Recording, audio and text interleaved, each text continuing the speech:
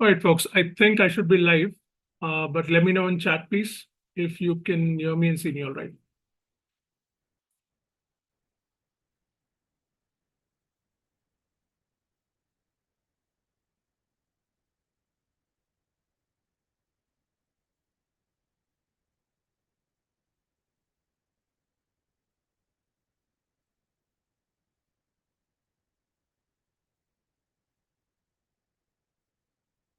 People on chat, please confirm. Good evening, Tanmay.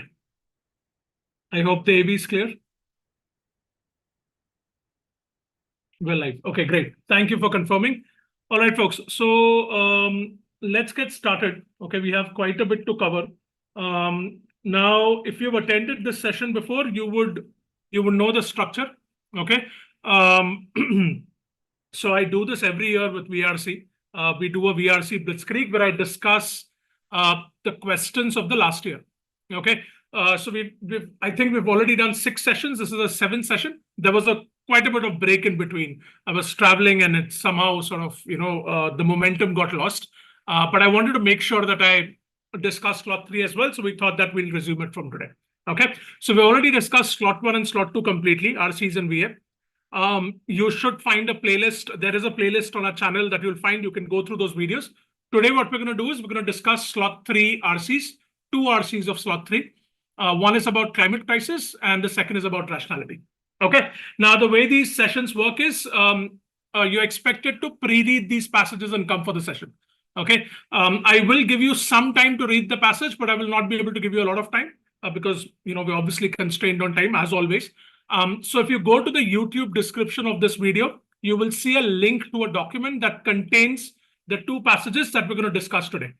Okay. So please click on that link. I will send the link on chat as well.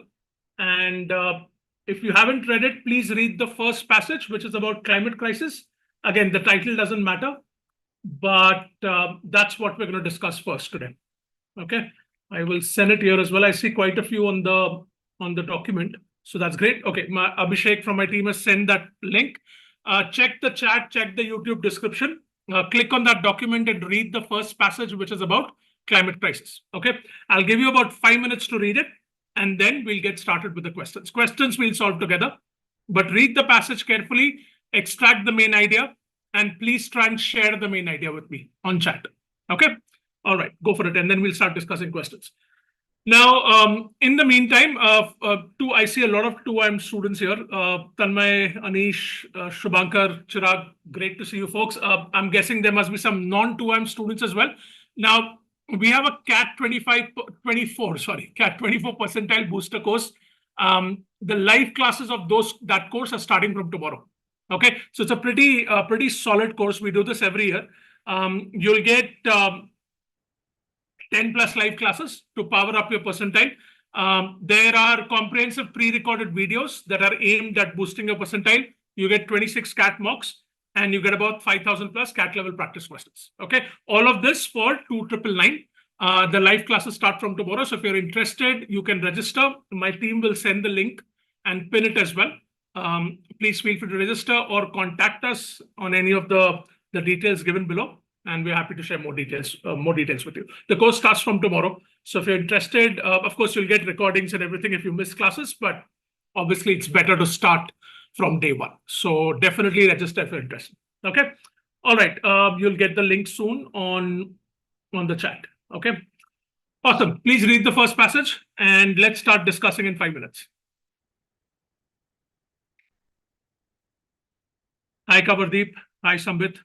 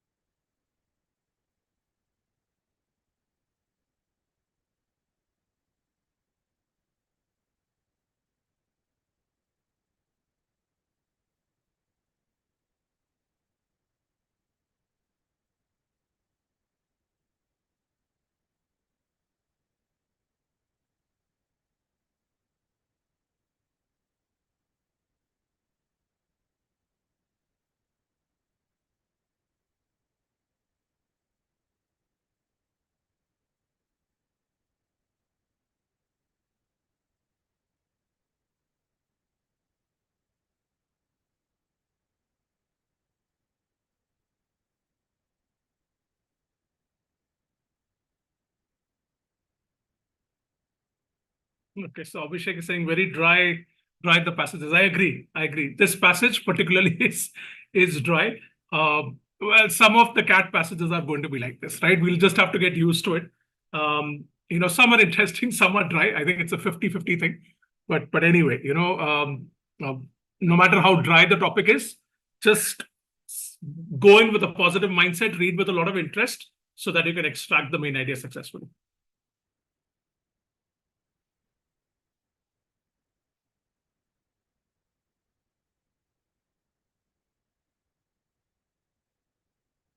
Okay, please do share the main idea with me. Try and share it. As I always say, that skill is immensely important as far as RCs are concerned. If you can fine tune, hone your skill of extracting main ideas successfully, your score in RC will definitely go up. Okay.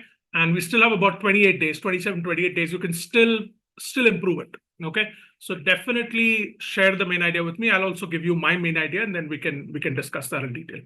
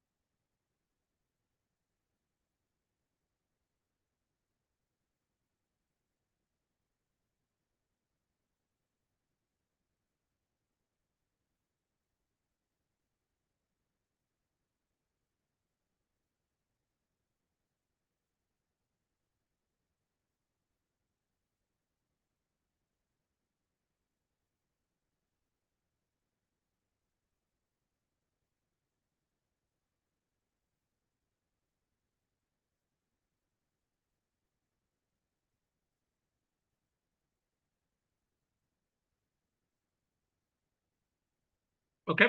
At this point in time, you can still keep reading, but at this point in time, I would request you to either share the main idea with me, or when you're done, just type done in chat. Okay. Next time, pre-read the passages and come so that we can make the best use of this time. But once you're done, please type done or best share the main idea. YouTube didn't get so many words to describe the passage. That's fine, Tanvay. Put it in 2 messages. That's okay. Good evening, MRL Gaming. There was somebody called Sick Boy as well. I forgot to say good evening to you. It was just weird saying good evening, Sick Boy, but whoever that is, good evening to you. Folks, type done when you're done, okay?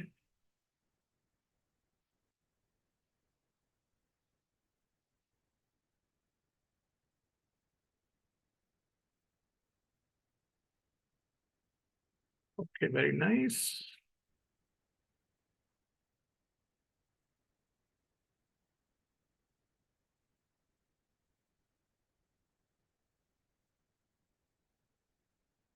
Okay, Tanmay, definitely a solid start to your main idea. I'm guessing there is a continuation, so I'll wait for that. Other people, please let me know. Type a done when you're done.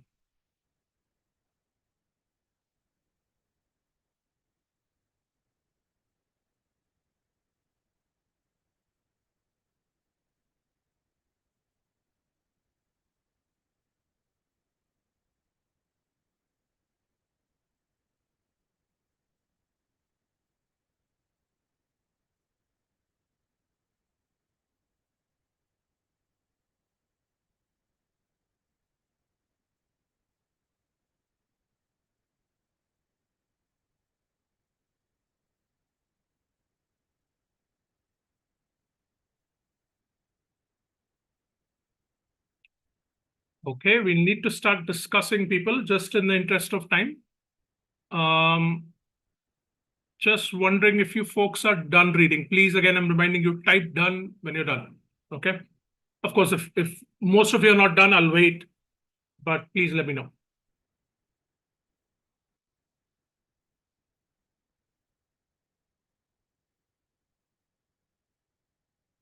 Okay, Sambit, about the colonization on Banda Island. Yes, that's a part of the main idea, Sambit, but what about it? Why is the colonization being discussed? That is very important. So that part is missing from a main idea. Think about that. Okay, I'm reading Chirag's. Shubhankar is done. Chirag is saying goes through his work, explains the exploitative nature of humans towards Earth and how the climate changes is caused by it. Chirag, you are on the right track, but you're missing one very important keyword in your main idea. Okay, think about that. You're definitely on the right track, but one important keyword is missing.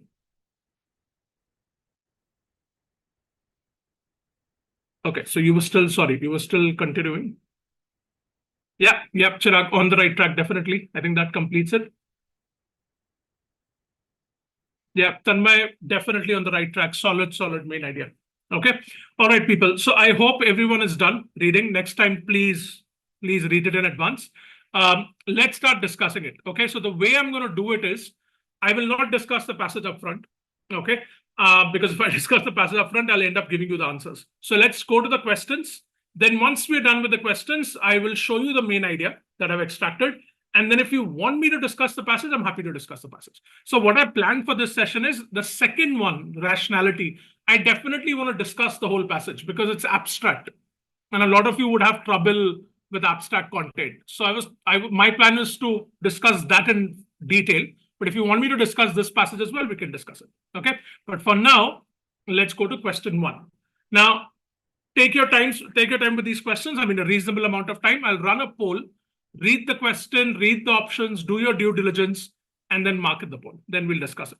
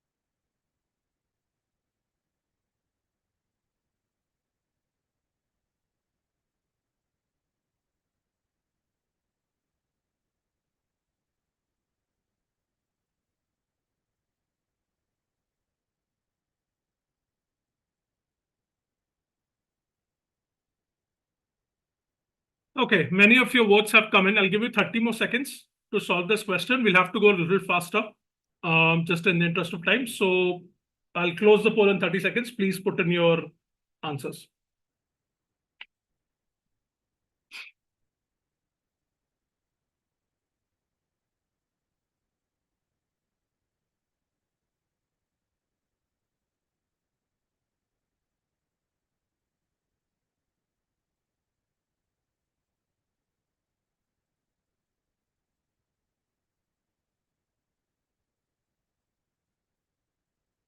Okay, I'll close the poll now, folks. Please put in your votes.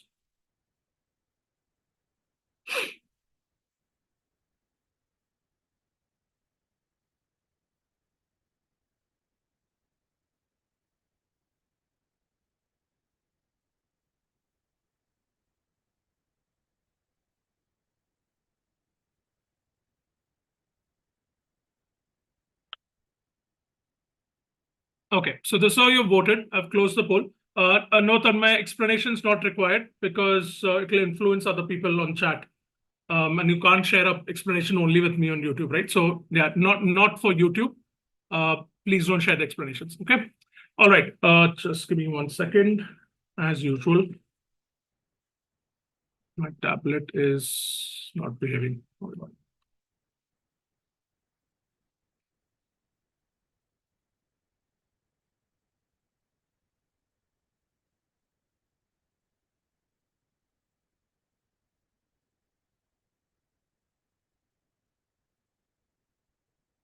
Okay, somebody's clearly going crazy with those smileys. So,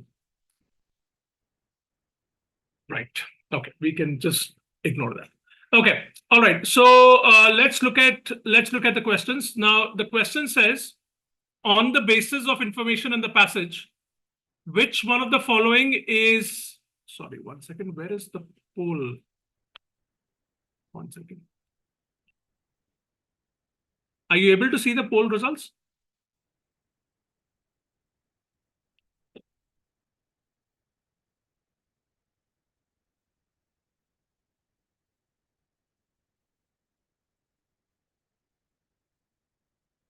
Okay, I can see it on YouTube.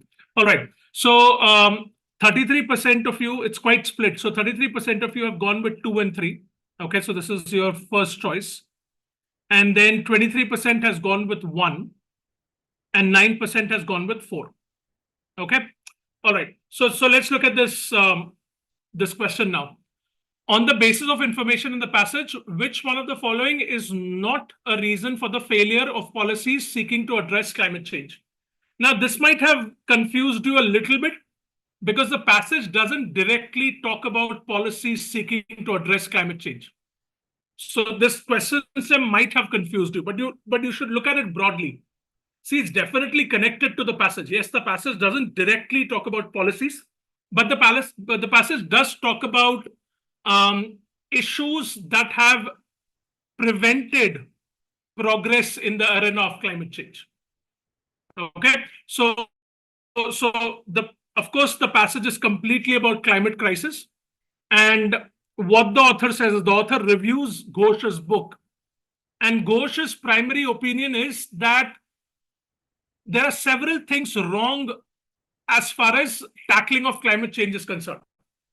Okay, the way the world tackled climate change, right from the primary reason of climate change to things that should have been done in this domain to address climate change, Ghosh says there are a lot of issues around it.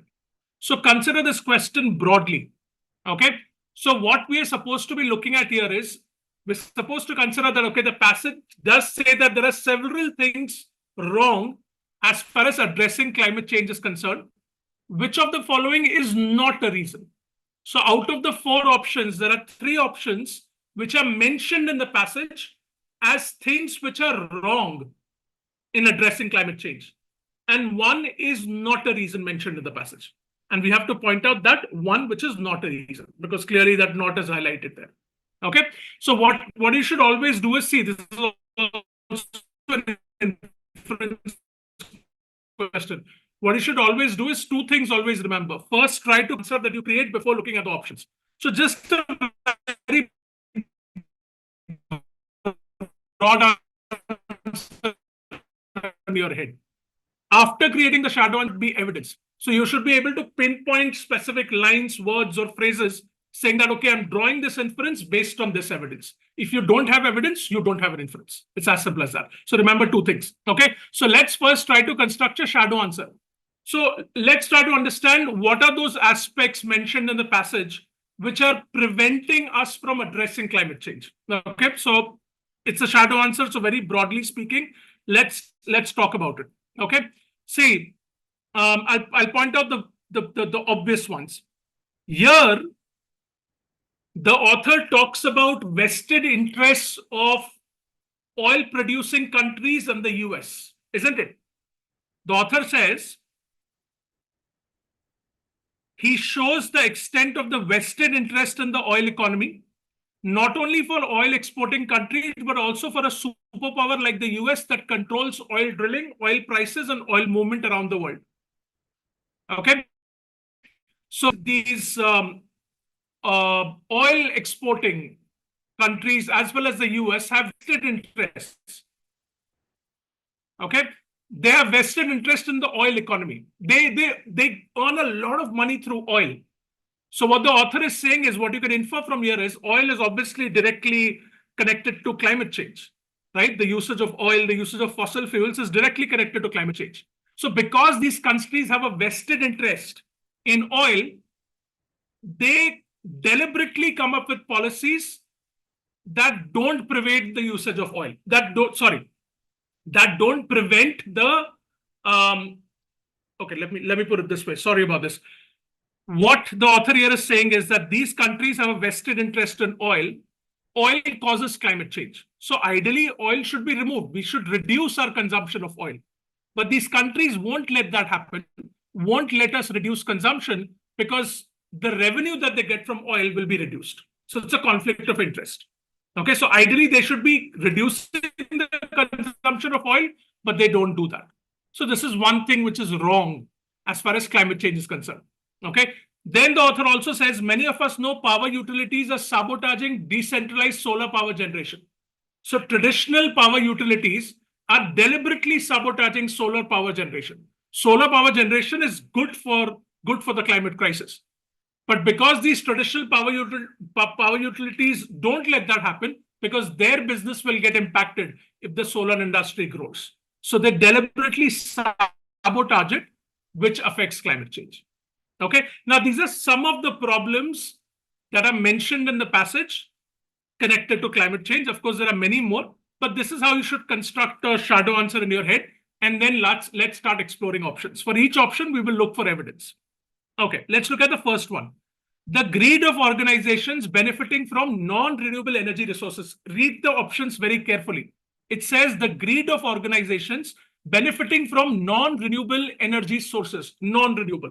Okay, that means the traditional energy sources, right? The traditional power utilities or oil. We're talking about the traditional sources. Now think about it. Does the passage talk about this? Is there any evidence to support that the greed of organizations that are benefiting from these non-renewable energy sources are preventing us from addressing climate change? There is evidence. In fact, the paragraph that we just looked at, that talks about it. The last paragraph has evidence which talks about vested interests and power utilities, traditional power utilities sabotaging solar power generation. So there is greed of these organizations, which is preventing us from addressing climate change. So this can be inferred. Remember, this question is not, so this is not an answer. And that's the evidence. For every inference, you should have evidence. Let's look at the second one. This was your first choice, okay? The marginalized status of non-European ways of looking at nature and the environment. Okay, now this is a very attractive option, but let's see if there is evidence for this. First of all, what you should ask yourself is the passage talking about non-European ways of looking at nature? If you've read the passage effectively, it will give you evidence. If you've read the passage effectively, you will be able to determine whether the passage is talking about non-European ways of looking at nature. Think about it.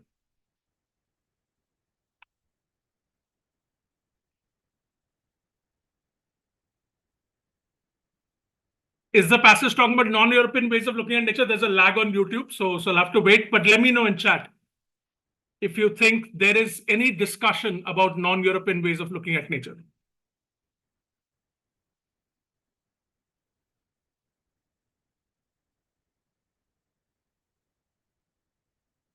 No? Okay. Tanmay says no, and that's a pretty emphatic no. All right, let's go back to the passage. You should always go back and quickly scan. In the last paragraph, okay, this is quite important. last paragraph says there are other points of view that we can hear today if we listen hard enough. Those observing global climate negotiations know about the Latin American way of looking at Earth as Panchamama, Earth Mother. They also know how such a framing is just provided lip service and is ignored in the substantive portions of the negotiations. It says non-European ways of looking at nature. Isn't this non-European way of looking at nature?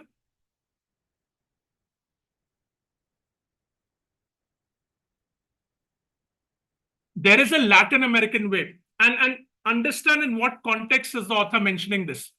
The author says there are other points of view, other ways of looking at addressing climate change. There are other views.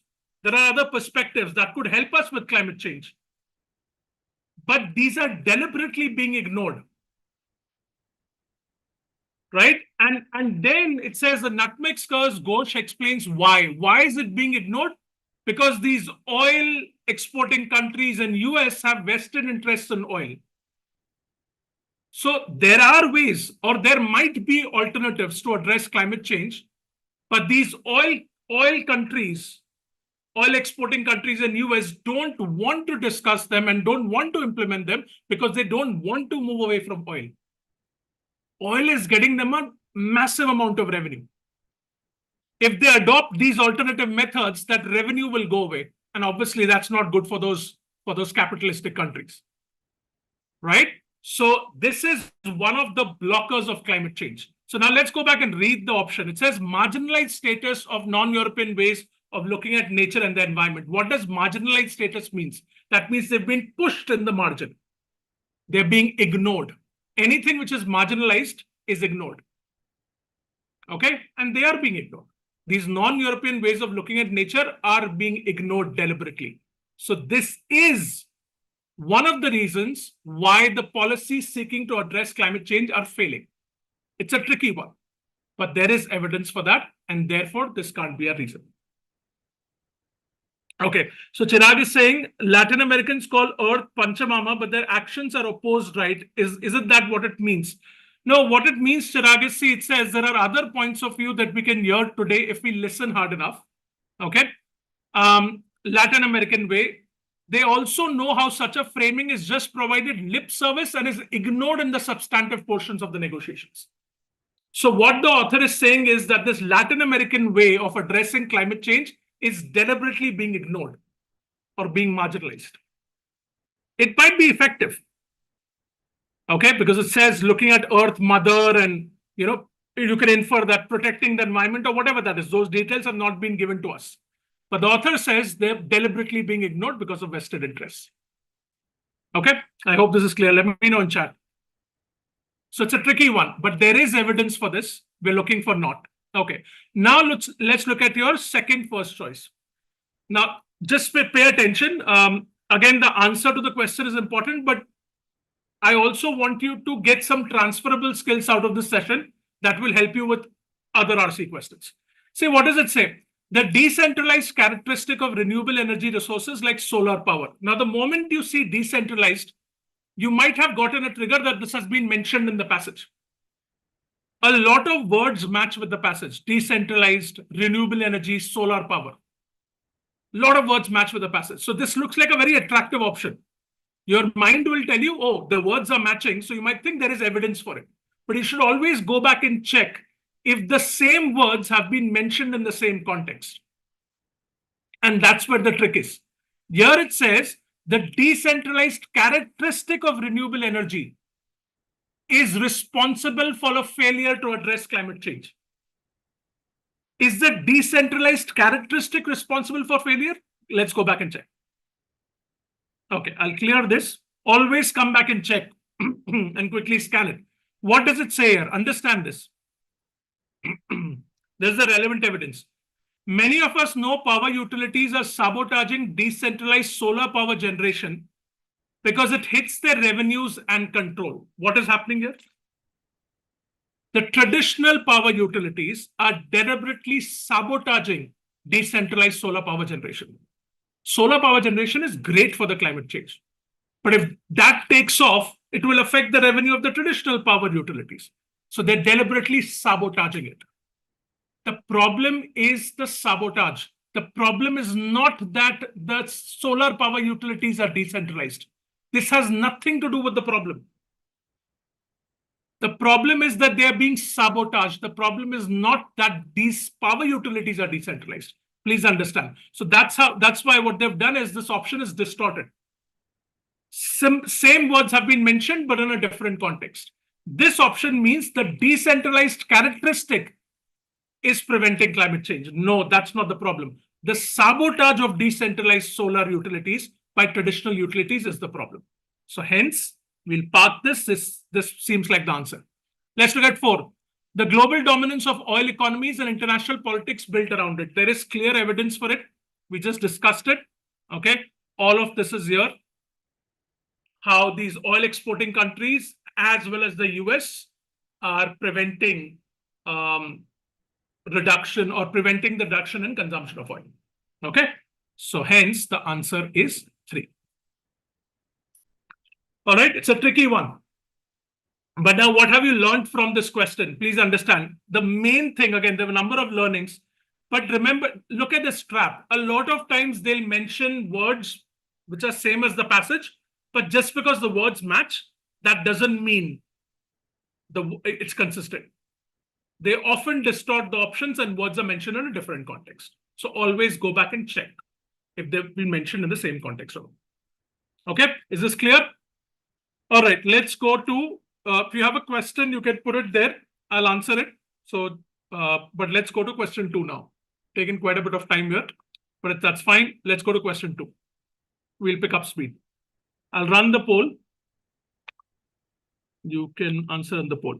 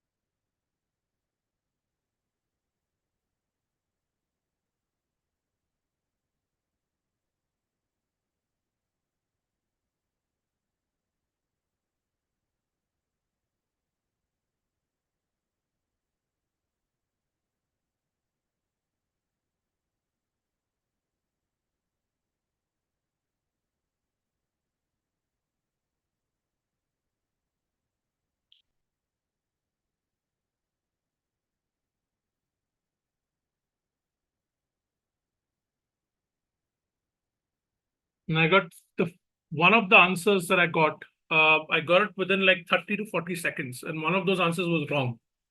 Okay. So with every question, do your due diligence.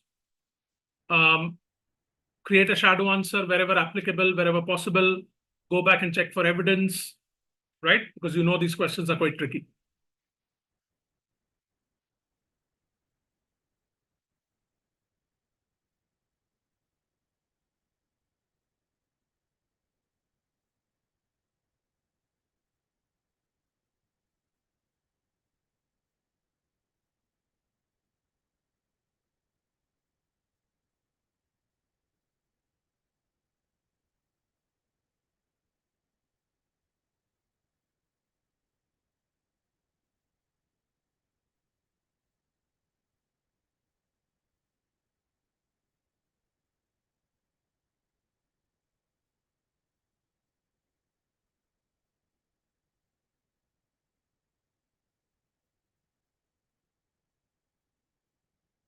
Okay, I'll close the poll in 30 seconds.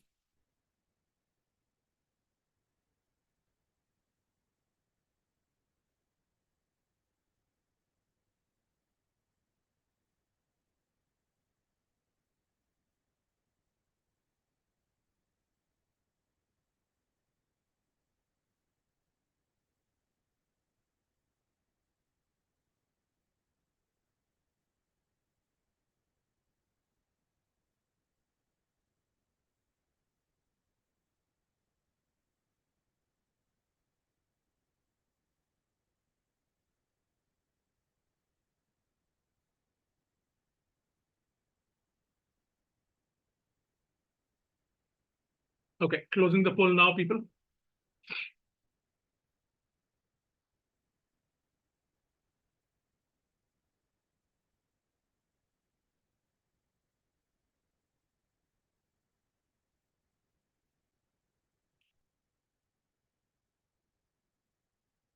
Okay, I can see the polls on my internal screen now, which is good. All right, so you can see the results. 47% of you have gone with 4. All right, 28% has gone with 2, 14% has gone with 1, and 9% has gone with 3. Okay, let's look at this. This is also a slightly tricky question. Okay, by the way, I just wanted to mention my internet at home today is a little unstable. So if I get disconnected, the screen will just go blank. Okay, but just stay there in the session and I will be back in 2 minutes. Okay, so sometimes it happens very annoyingly. I have to go restart the router. So if that happens, just stay and I'll be back in 2 minutes. Okay, all right, let's look at it. Which one of the following best explains the primary purpose of the discussion of the colonization of the Banda Islands in the Nutmeg Curse? Understand this question. If you are not sure of what the question is asking, try rephrasing it in your head, but get a good understanding of what the question is saying. So it's saying which one of the following best explains the primary purpose of the discussion of the colonization of the Banda Islands in the Nutmeg Curse? Or in other words, why is the author or why is Ghosh discussing the colonization of the Banda Islands in the Nutmeg Curse? That's the question. Why has Ghosh brought up the colonization of the Banda Islands in his book, which is the Nutmeg Curse? Okay, now these why questions are usually tricky. Okay, so be a little careful with them because you have to go a little deeper. Often the answer is not literal. You have to go a little deeper. Okay, so first of all, we'll build a shadow answer. Even before looking at the options, I'm going to go back. And I know that, okay, it's mentioned somewhere in the first paragraph. So I'll go and quickly reread that. Okay, now let's see where does Banda Islands come. So it comes here. Okay, let's look at it. So always read it with context. All right, so let's read this paragraph. I won't read it in entirety, but just the main elements. It says the biggest challenge the Nutmeg Curse by Ghosh throws down is to the prevailing understanding of when the climate crisis started. That's what Ghosh did in his book, right? He challenged the prevailing understanding of when the climate crisis started. Okay, there was a general understanding as to when the climate crisis began. Ghosh challenged that and came up with an alternative viewpoint. Most of us have accepted that it started with the widespread use of coal at the beginning of the industrial age in the 18th century and worsened with the mass adoption of oil and natural gas in the 20th. So this is the prevailing understanding. Ghosh has challenged it. Ghosh has an alternative viewpoint. Now let's look at that. Ghosh takes this history at least 3 centuries back to the start of European colonialism in the 15th century. He starts the book with a 1621 massacre by Dutch invaders, determined to impose a monopoly on nutmeg cultivation and trade in the Banda Islands in today's Indonesia. Not only do the Dutch systematically depopulate the islands through genocide, they also try their best to bring nutmeg cultivation into plantation mode. These are the 2 points to which Ghosh returns through examples from around the world, and this is important. One, how European colonialists decimated not only indigenous populations, but also indigenous understanding of the relationship between humans and earth. 2, how this was an invasion not only of humans, but of the earth itself, and how this continues to the present day by looking at nature as a resource to exploit. Now, understand the essence of this paragraph. The main point of this paragraph is Ghosh is saying the prevailing understanding of when the climate crisis started is wrong. Ghosh says this started with European colonization. Okay, it says, and he starts the book with the 1621. One of the examples that he mentions, the main thing is that this climate change, the climate crisis started with the European colonization. Or we can also say the European colonizers were responsible for starting climate change, according to Ghosh. And one of the examples he quoted to illustrate this is the Banda Islands in today's Indonesia. So what these colonizers did was they not only wiped out the indigenous population, but they also destroyed the relationship between humans and earth. thereby triggering climate change. Okay, so they according to Ghosh, these colonizers are the ones that triggered this whole exploitation of Earth, which continues till today. And that is, of course, responsible for climate change. So Ghosh is holding them responsible. According to Ghosh, European colonizers started this whole perspective that Earth is a resource to exploit, and unfortunately, that practice continues today. The Banda Islands have been mentioned in that connection to illustrate that point, that European colonizers were responsible for triggering this, and that continues till today. Okay, I created a very detailed shadow answer. You don't have to do that, but just get an understanding of what in what context is Banda Islands mentioned. Now let's go back and look at the options. Okay, now be very careful. There are traps here. Number one, to illustrate how systemic violence against the colonized constituted the cornerstone of colonialism. Now think about it. Is the author bringing up, or rather, did Ghosh bring up Banda Islands to discuss violence against the colonized population? The whole discussion is around climate change, right?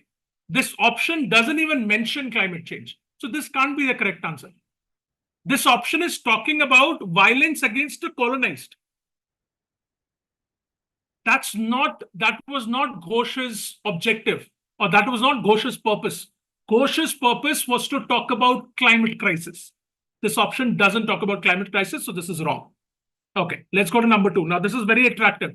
To illustrate the first instance in history when the processes responsible for climate change were initiated. Very attractive option. Where is evidence for first instance? Go back and tell me. Every inference should have evidence, right? You're saying Ghosh brought up Banda Islands to illustrate the first instance in history. Where is evidence for that? I'll wait for answer in chat.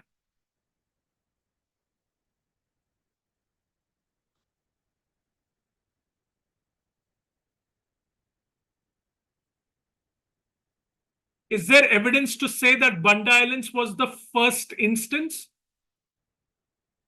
No. Okay. See, look at this. It says Ghosh takes us history at least 3 centuries back to the start of European colonialism in the 15th century. He starts the book with the 1621 massacre by Dutch invaders determined to impose a monopoly on nutmeg cultivation. There is no evidence to support that this was the first instance. Okay? First instance in history when the processes responsible for climate change were initiated. No, all Ghosh is saying is that the colonizers, the European colonizers, started this climate crisis. That's what Ghosh is saying. He's holding them responsible for triggering the climate crisis. But he doesn't say that Banda Islands episode was the first instance.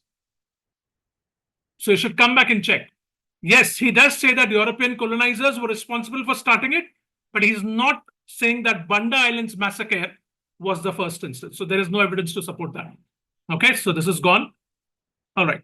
To illustrate the role played by the cultivation of certain crops in the plantation mode in contributing to climate change. This is too specific. This is not the purpose of the discussion of colonization. It's too specific. Okay, let's look at 4. To illustrate how colonialism represented and perpetuated the mindset that has led to climate change.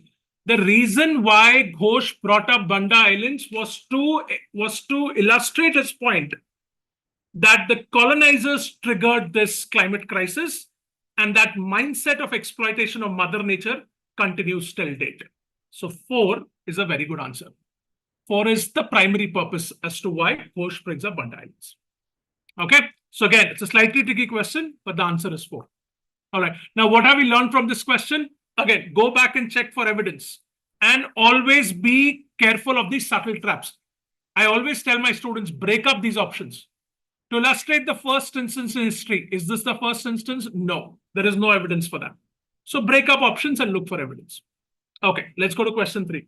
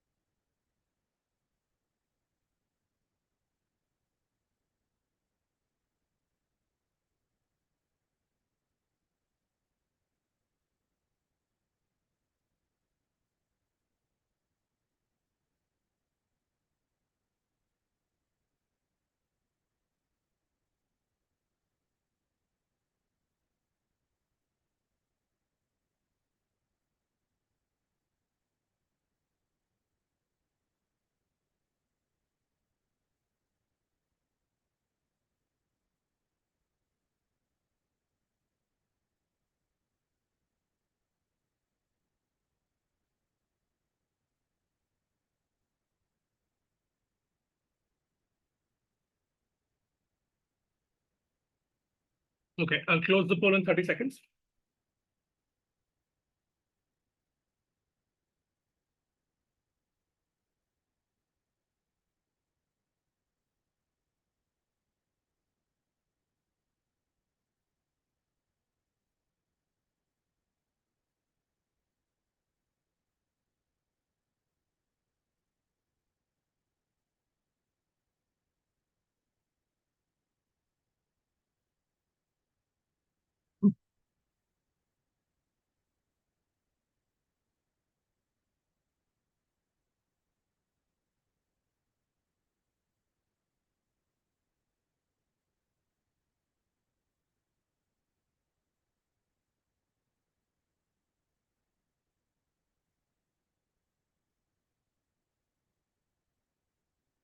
Okay, I'm closing the poll now.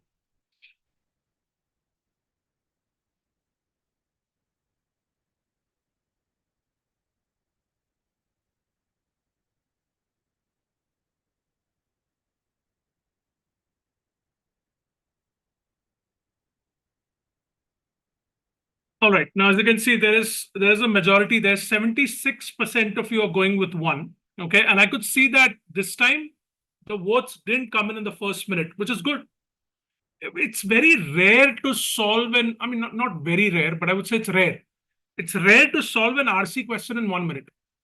Okay, that if you're doing that, that means you're 120% sure of the answer, which doesn't happen very often because these questions are tricky. You should always go back and check.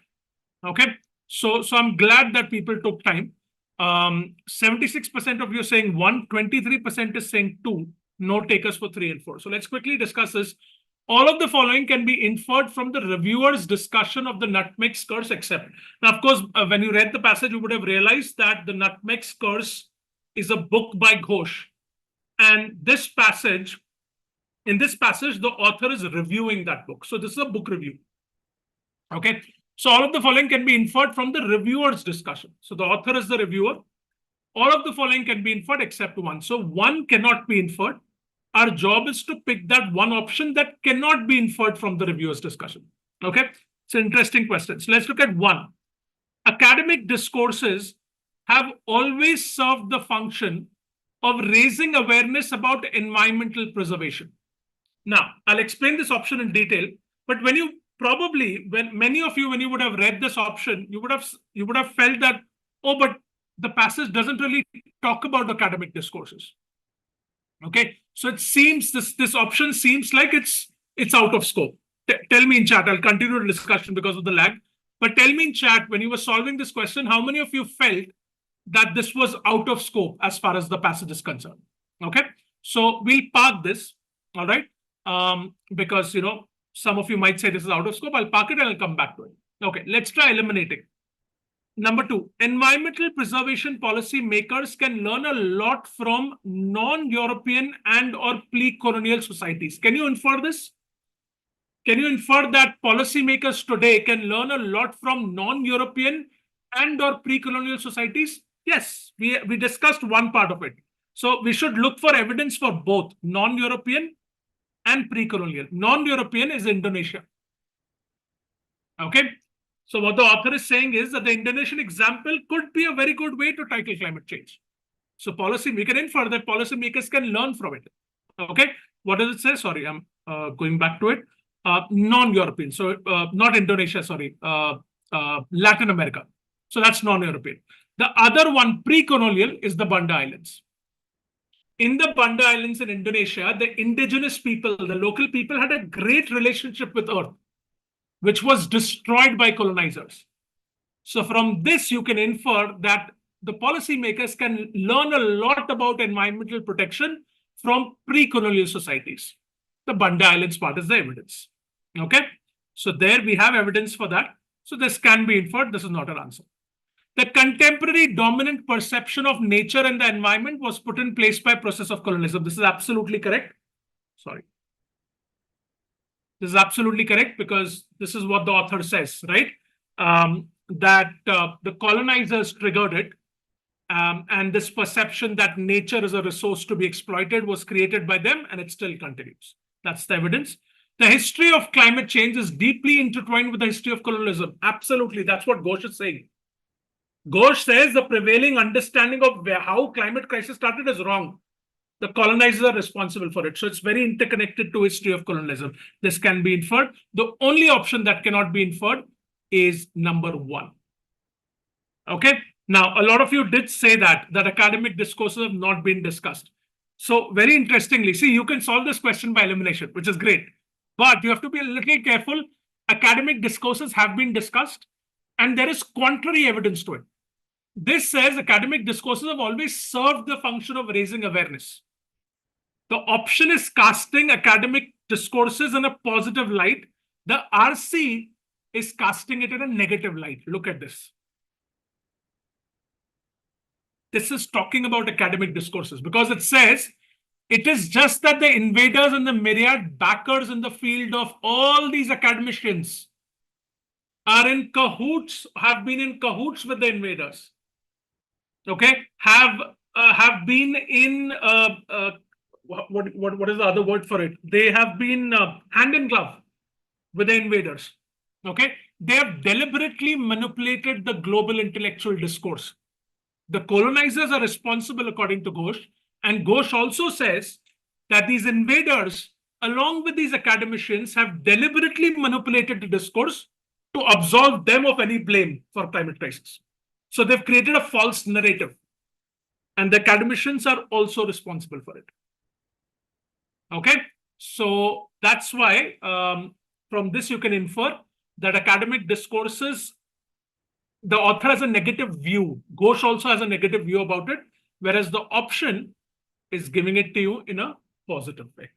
So there is contrary evidence to it. So yes, this cannot be inferred, and that's why one is the answer.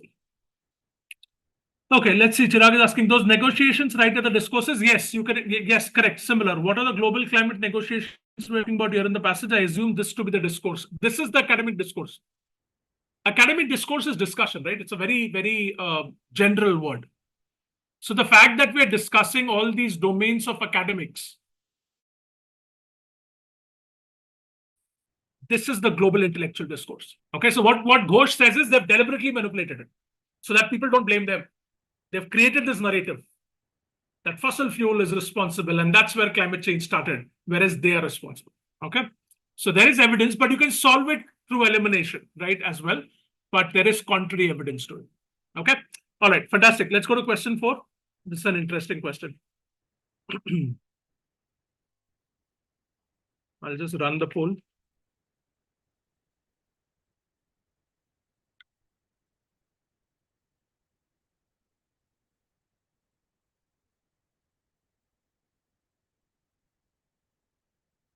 Take your time with this one, people. It's tricky.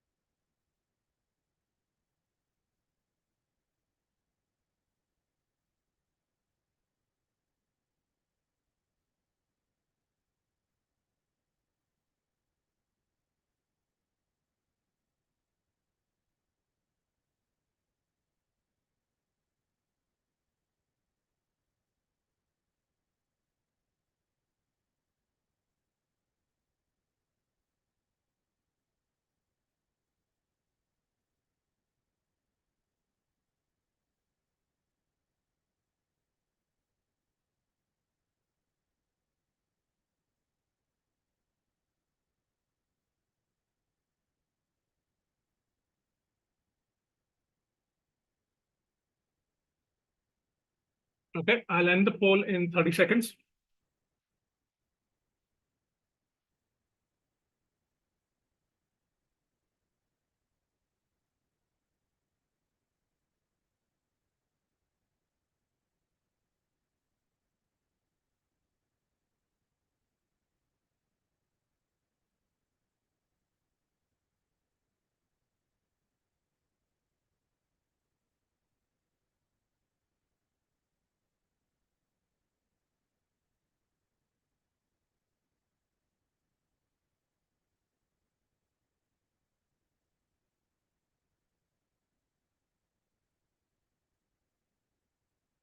Hmm.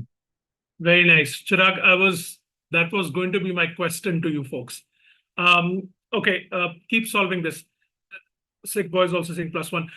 People, I would like to hear from others as well. Would you attempt this question in the exam or would you skip it? Question selection is paramount in CAT. Okay, and at this stage, you should be focusing heavily on question selection. Okay, of course, in this session, you'll attempt it, but also ask yourself, would I attempt this in the exam or would I skip it? That's very important because if you attempt a very difficult question, that's not a good thing. If you skip a manageable question, that's not a good thing. So that sense of, question selection should be very high. So let me know whether you would attempt this or not. I'm ending the poll now.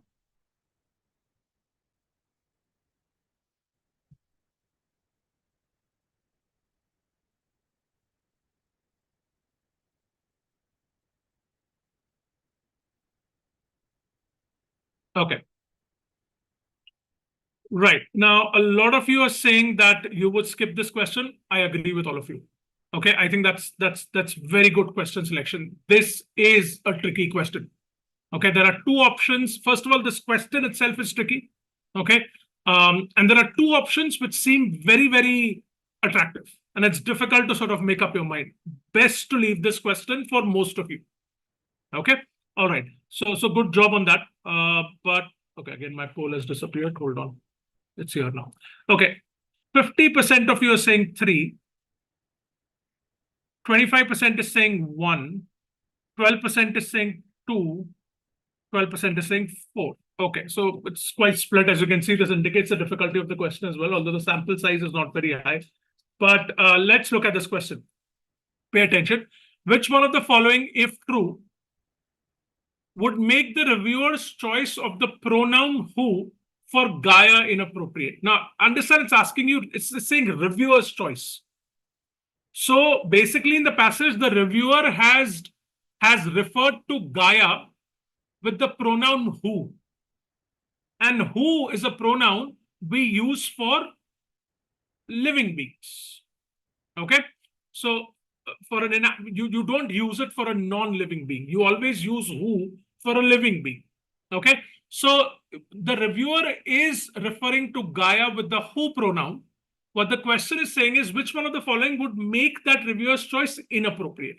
So first of all, please go back and build a shadow answer. If you try to do this without a shadow answer, it will even confuse you more. So don't do that. Let's go back and let's reread that part because while reading the passage, we don't really focus on details, right? So we'll reread that. Where does it say that? I think somewhere in the third paragraph. Yeah, in the second paragraph. Okay, let's understand this. All right, so I'll read this paragraph. It says, we know we're facing more frequent and more severe heat waves, storms, floods, droughts, and wildfires due to climate change. We know our expansion through deforestation, dam building, canal cutting, in short, terraforming, the word Ghosh uses, has brought us repeated disasters. We know this. We know that these are reasons. These are the actions that have caused climate change. Okay, now the paragraph becomes interesting. Are these responses of an angry Gaia who has finally had enough?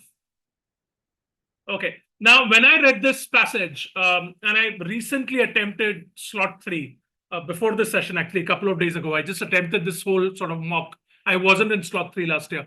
So when I was reading this passage, the first thing that came to my mind was, okay, angry Gaia is probably angry God. Okay, angry God who had finally had enough. By using the word curse in the title, the author makes it clear that he thinks so.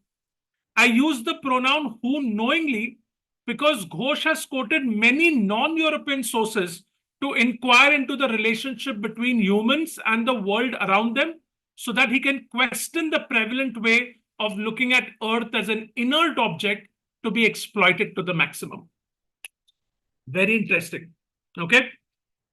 Ghosh is questioning the view that Earth is an inert object. Inert means inactive. Ghosh is questioning that. The prevalent view of Earth being an inactive object, Ghosh is questioning that. So that means Ghosh thinks it's active. It has life. Okay. And it also goes back to the fact that Ghosh is against the fact that these colonizers created this image of Earth as a resource to exploit. Ghosh is against that. So Ghosh doesn't consider Earth to be a resource. Ghosh doesn't consider Earth to be inactive. We can infer that Ghosh thinks that Earth is active and maybe even a very, very powerful entity. And that's why when humans are exploiting Earth, that entity, powerful entity, that Gaia, that God, has had enough and has decided to curse humanity. And that explains why he says the nutmeg's curse by Ghosh. So now understand, the author is using who based on Ghosh's view that Earth is active. Earth is a powerful entity. Earth is Gaia, maybe even God. So the author is using who because of Ghosh's view. Okay, so the pronoun who is completely based on that. Is this clear? Let me know in chat.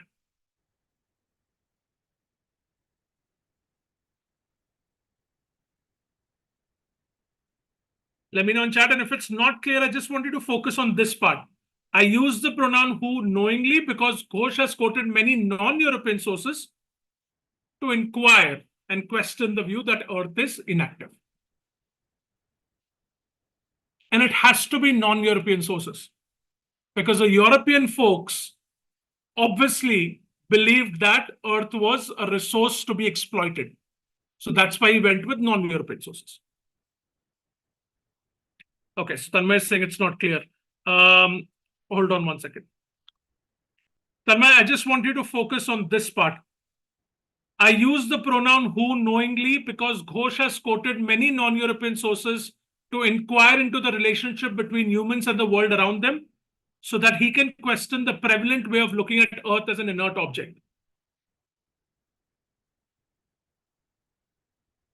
The colonizers thought that Earth was a resource that should be exploited. Ghosh is questioning that. Ghosh says it's not inactive. It's active. It's an entity. It's a very powerful entity, maybe even God. Ghosh is giving that importance to Earth. And that's why Ghosh is completely against that exploitation. The author is reviewing this book. So the author uses the pronoun who based on Ghosh's understanding of Earth being an active entity. Okay. All right. So read that later. Hopefully it will be clear. The rest of you also let me know if it's clear or not. But let's go back to the question. Now, which one of the following, if true, would make the reviewer's choice of the pronoun who for Gaia inappropriate? We just read that sentence. You have to understand that the reviewer is using who completely based on Ghosh's view that he's collected from non-European sources that Earth is active. Okay, so let's look at, I'll come back to one. Ghosh's book has a different title, The Nutmeg's Revenge. This has nothing to do with it. If you change Nutmeg's Curse to Nutmeg's Revenge, how will it make any difference? A revenge can also be taken by an active entity. Okay, so two will not make the pronoun who inappropriate. Okay, all right. Let's look at number 4. There is a direct cause-effect relationship between human activities and global climate change. So what? Ghosh also believed it. Ghosh also held humans responsible for global climate change. So if there is a direct cause-effect relationship, it will not make the reviewer's choice of who inappropriate. Remember, who is completely based on Ghosh's view. The author uses this pronoun because Ghosh thinks Earth is active. Number 4 is in line with what Ghosh also thinks. So this would not make it inappropriate or weaken it. Okay, the tussle is between 1 and 3. Now let's look at 3 first. Okay, non-European societies have perceived the earth as a non-living source of all resources. Ghosh's view was based on non-European sources. And based on non-European sources, Ghosh came to the conclusion that earth is active. It's an active. So if now this option is saying non-European societies have perceived the earth as non-living, then Ghosh's view goes for a toss, and the usage of who also goes for a toss. You wouldn't use who for a non-living entity, right? It has to be used for a living entity. So understand the connection. Who is completely based on Ghosh's view, and Ghosh's view is completely based on non-European sources, through which he says that earth is active. And now this option is saying non-European societies have perceived the earth as a non-living source. So this puts everything into question, and hence this is the answer. Okay, the answer is not 1. I'll tell you why. Modern Western science discovers new evidence for the earth being an inanimate object. Think about it. Is Ghosh going to believe modern Western science?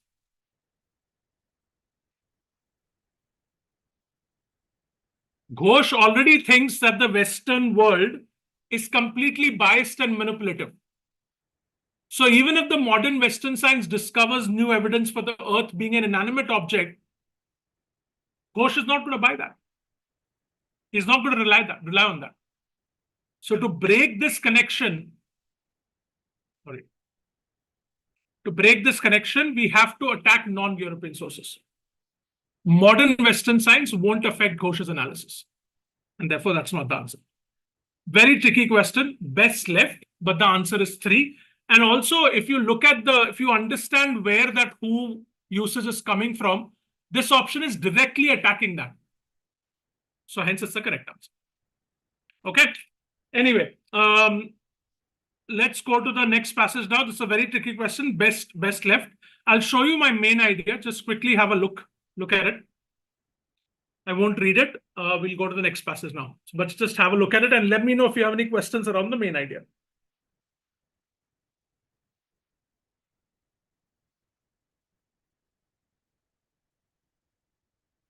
Tanmay, I'm not sure about your explanation. Okay. We'll have to discuss that later. I'm not sure if you've gotten it, but go back and think about it, and then we can discuss it later.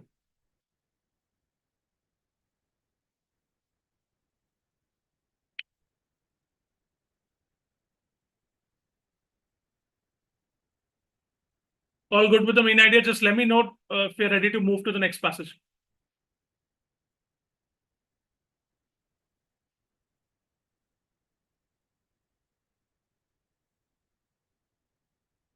Yeah, sure, Chirag, sounds good. We can even do it after the session if you're still around. I'm happy to do it on YouTube itself. Okay. All right, let's move on. It's quite a detailed main idea, but make sure that, match it and let me know if you have any questions. Okay. Awesome. Please read the second passage now. Okay. Open the document, which is in the YouTube description. Read the second passage, which is about rationality. It's abstract content. So with abstract content, if you're finding it complex, please extract a broad main idea. Don't get stuck in details. Send me the broad main idea and then we'll start discussing. And once you're done, please let me know that you're done.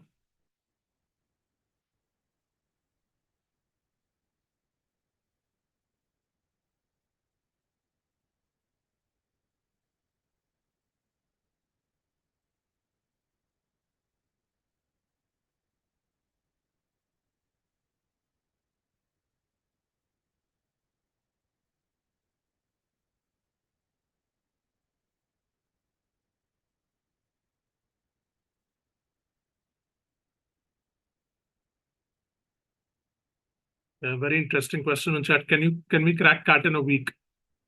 I'm sure you're joking. No, you can't crack CAT in a week.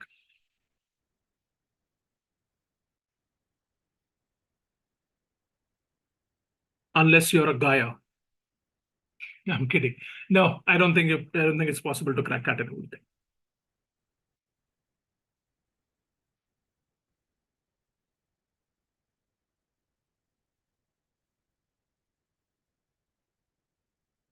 Yes, Pratibha, absolutely correct. Thank you for explaining that very well.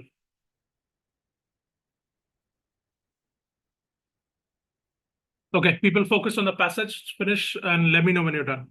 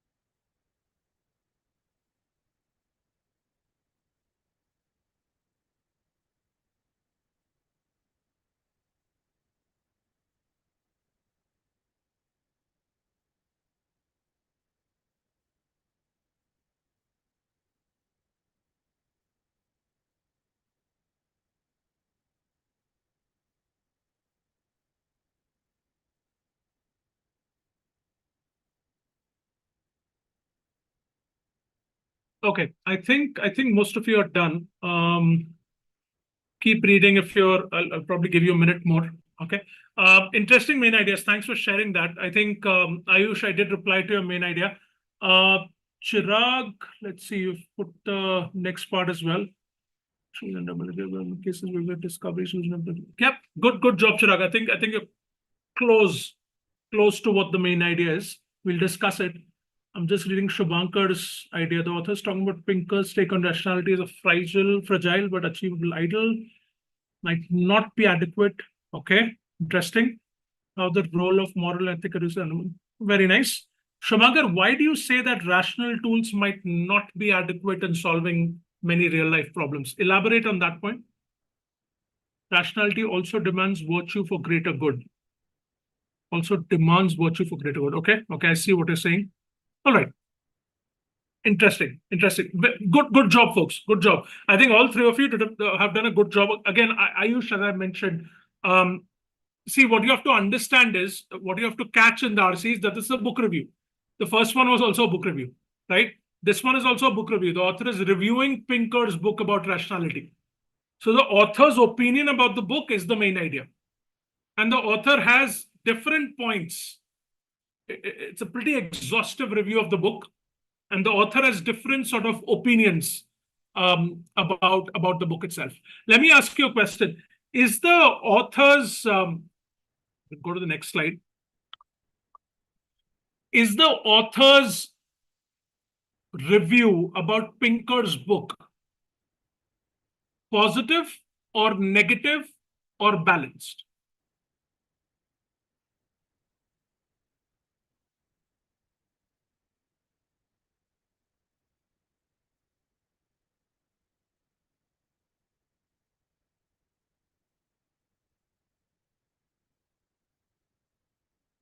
Chirag is saying balanced. Okay, what about others? Ayush, Shubhankar, others? Pratibha says balanced. Okay. Shubhankar and Ayush, what about you guys?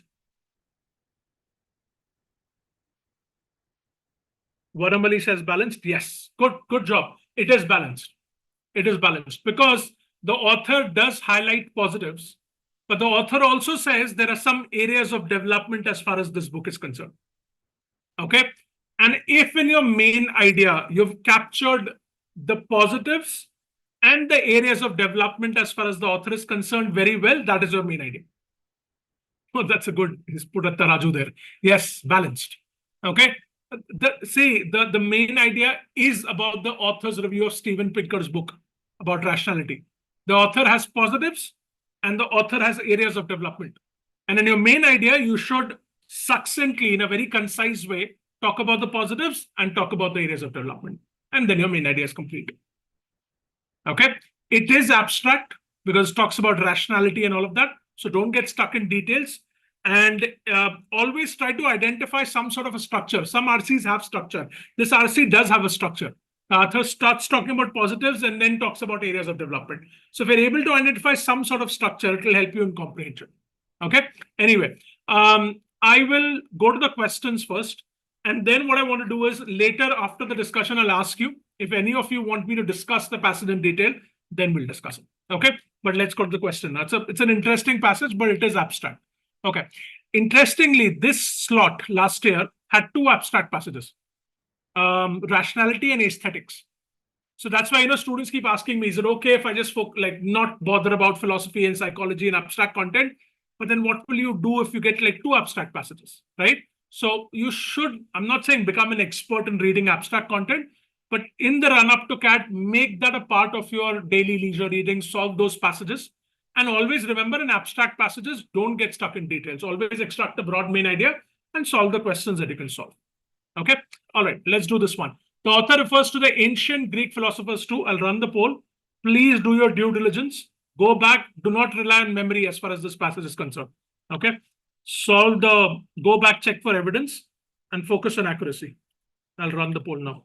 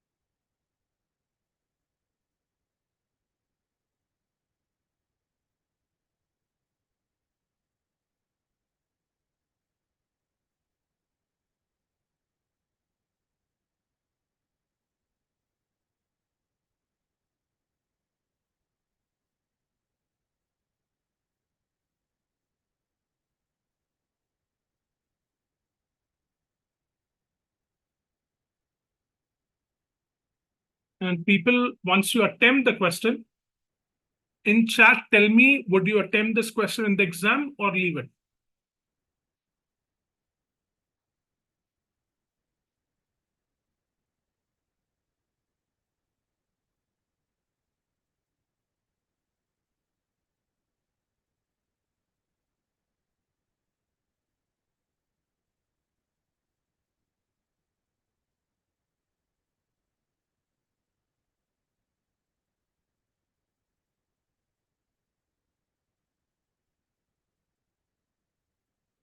Mixed feelings, skip, attempted. Okay. Okay. Okay. Fair enough. I will end the poll in 30 seconds.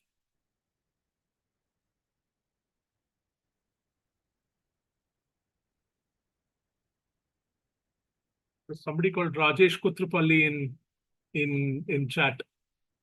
I mean, of course, that can be a real name, but wasn't that a character in Big Bang Theory?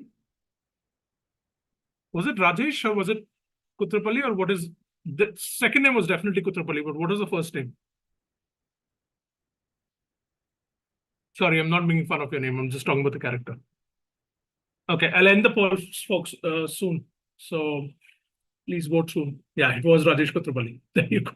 So is your name really Rajesh Kutrapalli, or are you just a fan of that character? I'm just making small talk.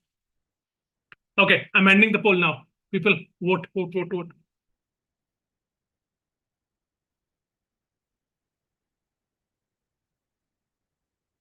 Attempt. Okay. Fan. Okay. Okay. Yeah, that character is just amazing. Okay, let's just end the poll. Right. Let's look at your answers now. You can have a look at the poll. You folks are quite split. Okay. It's an interesting question. You're saying that 33% are going with 3. All right. So this is your first choice. 26% is going with 1, quite close.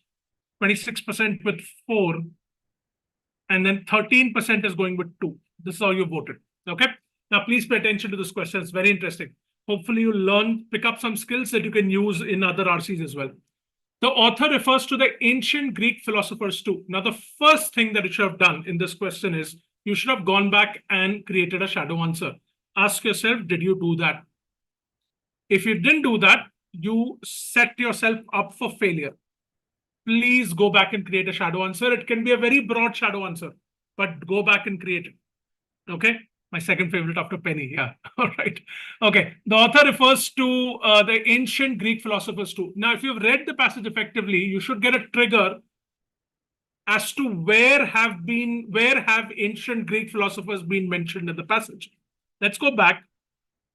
The author in the last paragraph does say, explored by ancient Greek philosophers like Plato and Aristotle. Correct? Okay.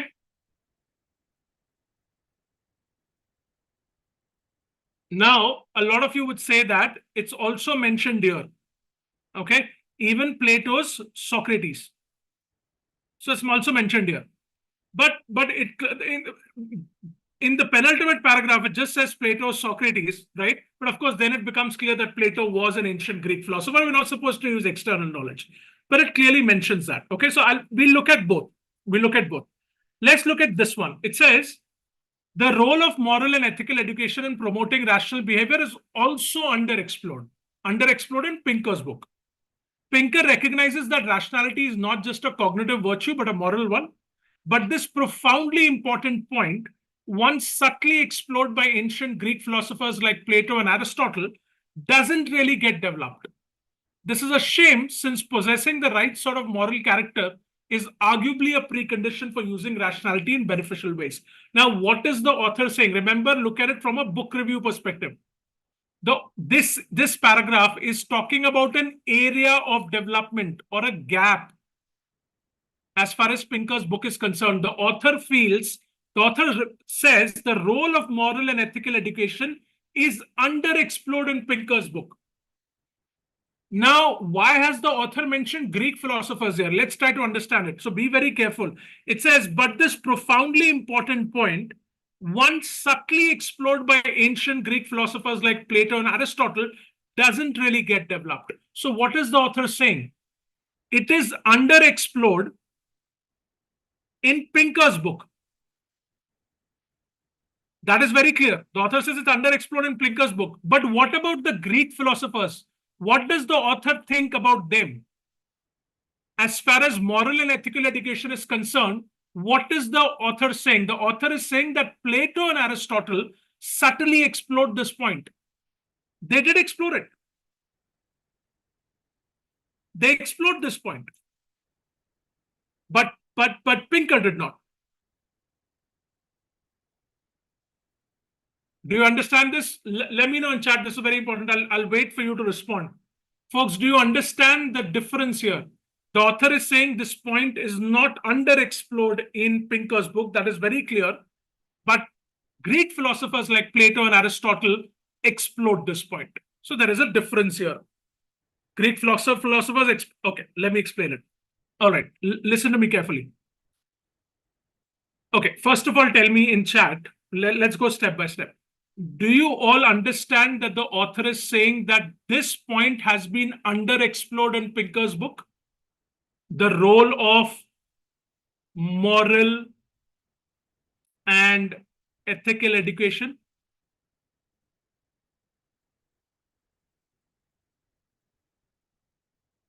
Do you agree that the author says this is underexplored in Pinker's book? Quickly, folks, yes or no? We all agree with that. Now look at this sentence. But this profoundly important point, one subtly explored by ancient Greek philosophers like Plato and Aristotle, doesn't really get developed. So the author is saying the Greek philosophers explored this point, but Pinker did not.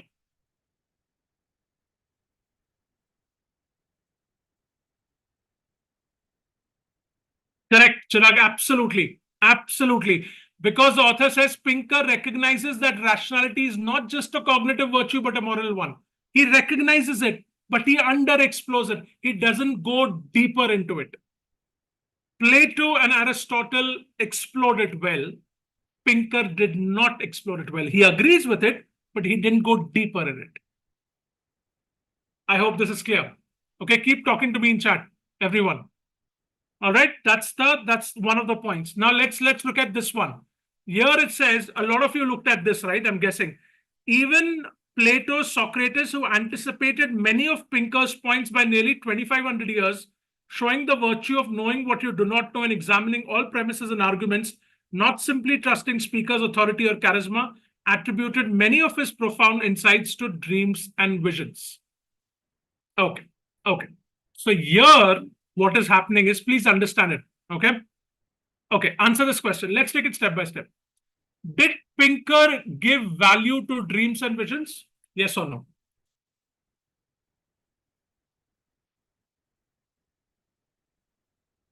Did Pinker give value to dreams and visions?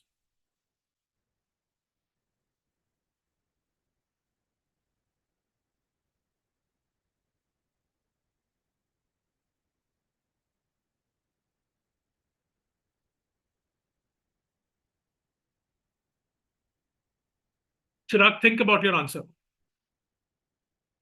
This paragraph, what it's saying is, it says, despite the undeniable power of the sort of rationality he describes, okay? Here, the essence of this paragraph is that Pinker did not attribute value to dreams, visions, and epiphanies. Pinker's focus was on sequential reasoning. He was all about reasoning and logic and rationality. The author says, despite the undeniable power of rationality, there are X factors too. Epiphanies, visions, dreams also play a role.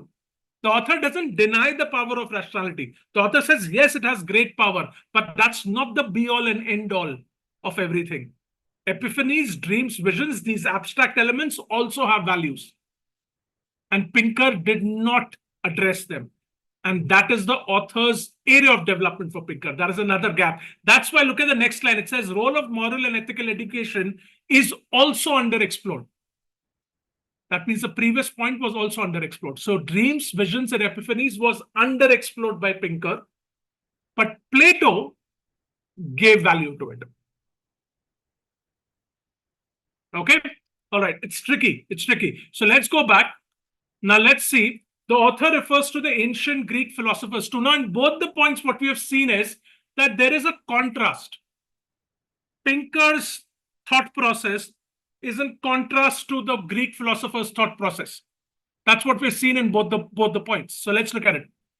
Indicate the various similarities between the thinker and Pinker's conclusion. The author is not bringing up Greek philosophers to indicate similarities. In both the cases, the author is bringing it up to talk about gaps in Pinker's conclusion. The Greek philosophers gave value to dreams and visions. Pinker did not. The Greek philosophers gave value to moral education. Pinker did not. So the author's objective is not to highlight similarities. The author's objective is in contrast to them. Reveal gaps in Pinker's discussion of the importance of ethical consideration and rational behavior. That's what the last paragraph is saying. That Pinker underexplored it. That means there was a gap.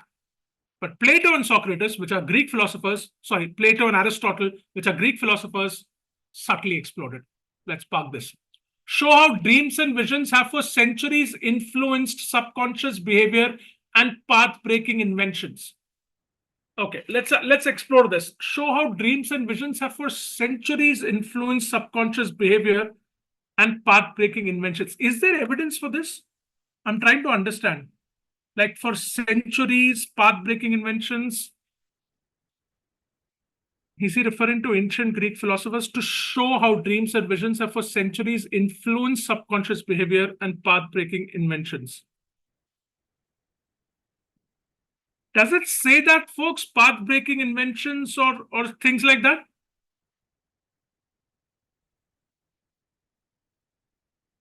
From the 19th century discovery of the structure of busy into any of Mozart's symphonies, much extraordinary human achievement is not a product of conscious sequential reasoning.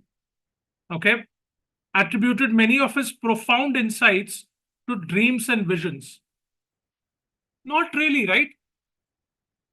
Plato, Socrates, okay, for nearly showing the virtue of knowing what would blah, blah, blah, attributed many of his Plato, Socrates attributed many of his profound insights to dreams and visions. Right? Where does it say that dreams and visions have for centuries influenced subconscious behavior and path? That's a stretch, right? That's too big a stretch. Even if you take that part, that is Plato talking about, Plato, Socrates talking about his own visions and achievements. We can't use that. That is not evidence to say influence subconscious behavior and path-breaking inventions for centuries. There's no evidence for that. It's a tricky one, though. Highlight the influence of their thinking on the development of Pinker's arguments. No, they didn't have an influence. We can't say that. Pinker and these people were in contrast here. So if Pinker was influenced by them, Pinker would have aligned with them. There is no alignment, there is no influence, there is no similarities. There are gaps. Okay? And that's why 2 is the answer. Now see, this is one of those questions that seems very achievable. So it's difficult to avoid this question. Right? So no wonder you folks said that we will attempt it. But some questions are like that. Okay, like you can't really figure out, it's deceptively easy. Looks easy, but it's actually tricky. Okay, and that's what happened with this one. But you can't really avoid it. The only thing that you should do is be careful, go back and check, create a shadow answer, do all that due diligence. Even if you're 100% sure, do that due diligence quickly, and then it will help you. Okay, all right, okay. If there are more questions about this, let me know. I'll stay back and explain it. Let's go to question 2. Hopefully this one will be better.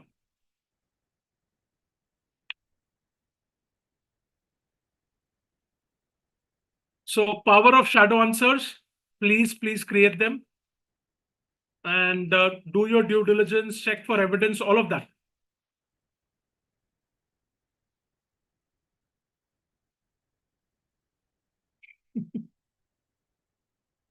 Chirag is getting dark now.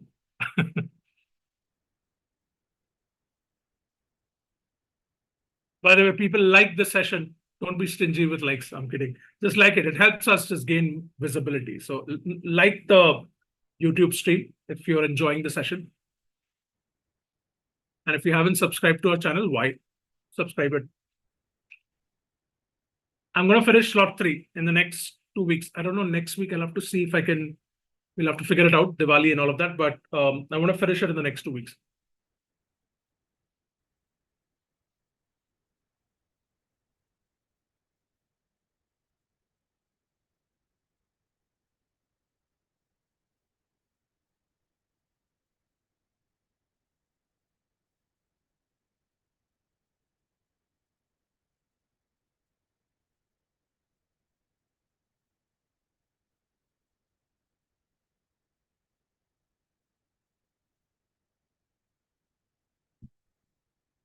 Excuse me.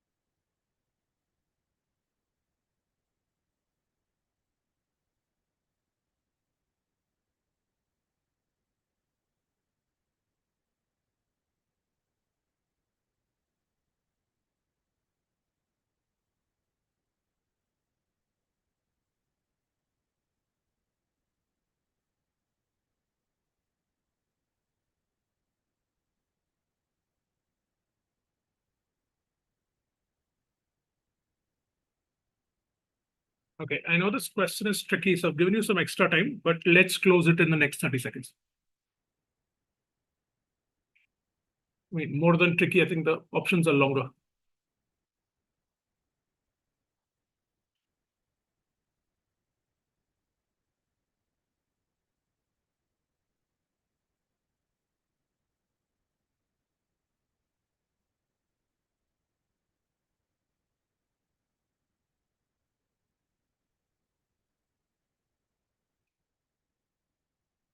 Okay, I'll close the poll now.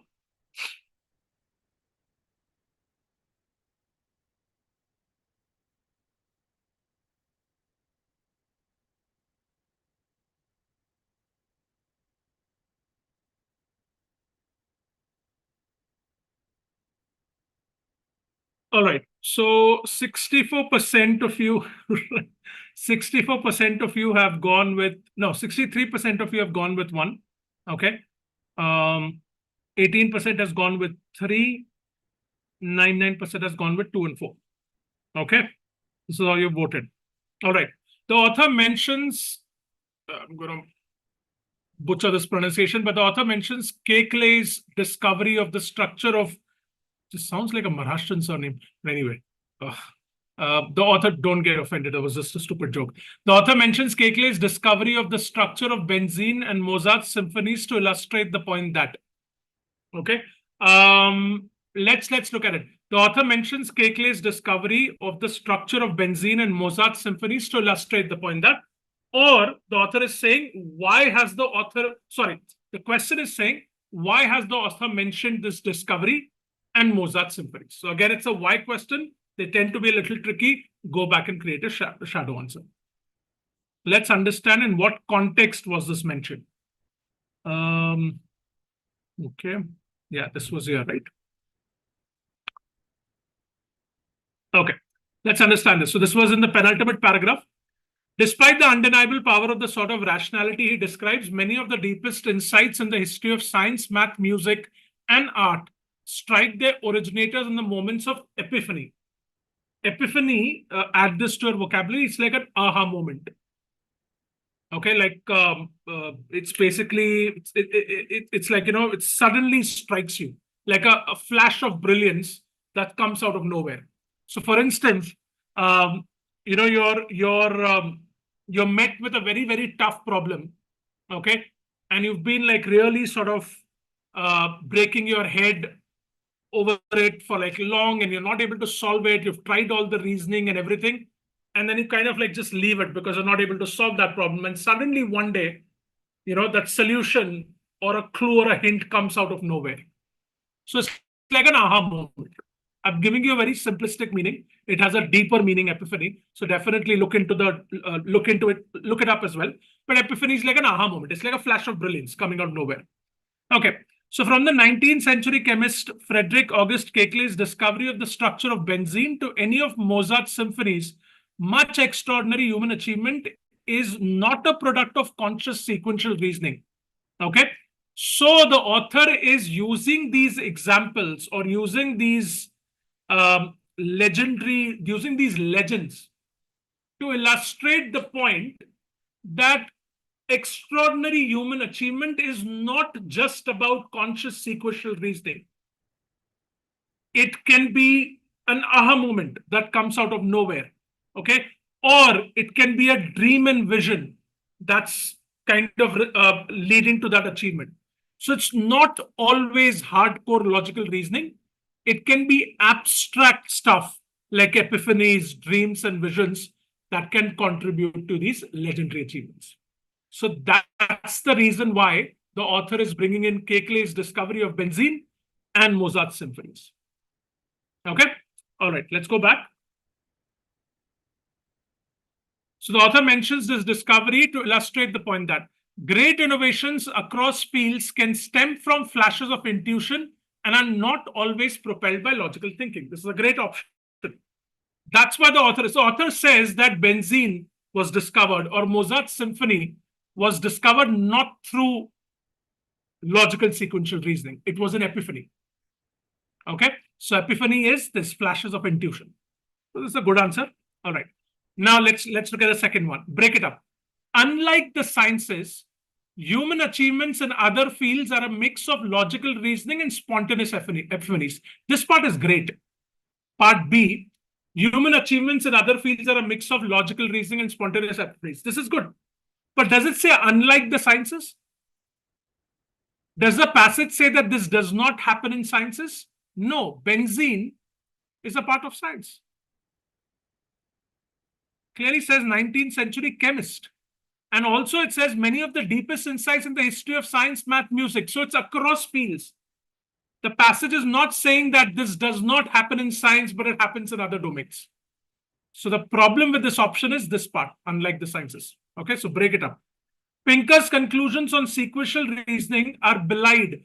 Belied, you can say are contradicted. Okay. Pinker's conclusions on sequential reasoning are contradicted by European achievements, which in the past were more rooted in unconscious bursts of genius. Where is the evidence for this? Pinker's conclusions on sequential reasoning are contradicted by European achievements, which in the past were more rooted in unconscious bursts of genius. That is not the reason why the author is bringing up Kekulé's discovery in Mozart symphonies. It is not just the creative arts, but also scientific fields that have benefited from flashes of creativity. This is not the reason. Okay. Understand the reason is to tell you that great innovations can stem from flashes of intuition. That's the whole essence of that paragraph. And this is where the author says that this is a gap in Pinker's book. Pinker doesn't give or doesn't explore dreams and visions and epiphanies and relies on hardcore sequential reasoning. Okay, tricky question again, but the answer is 1. Okay, perfect. Let's go to 3.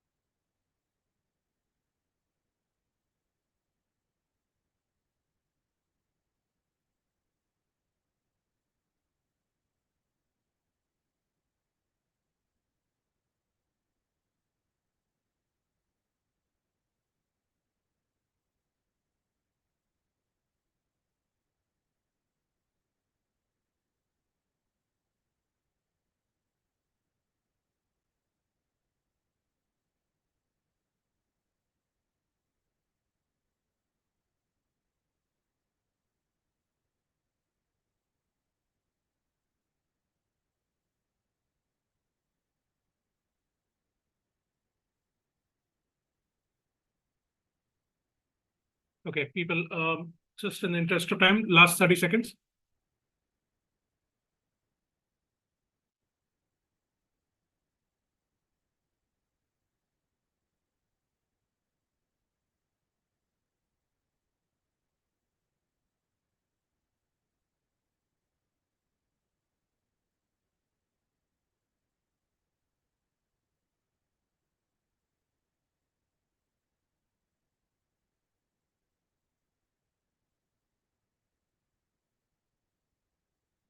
I'll end the poll now.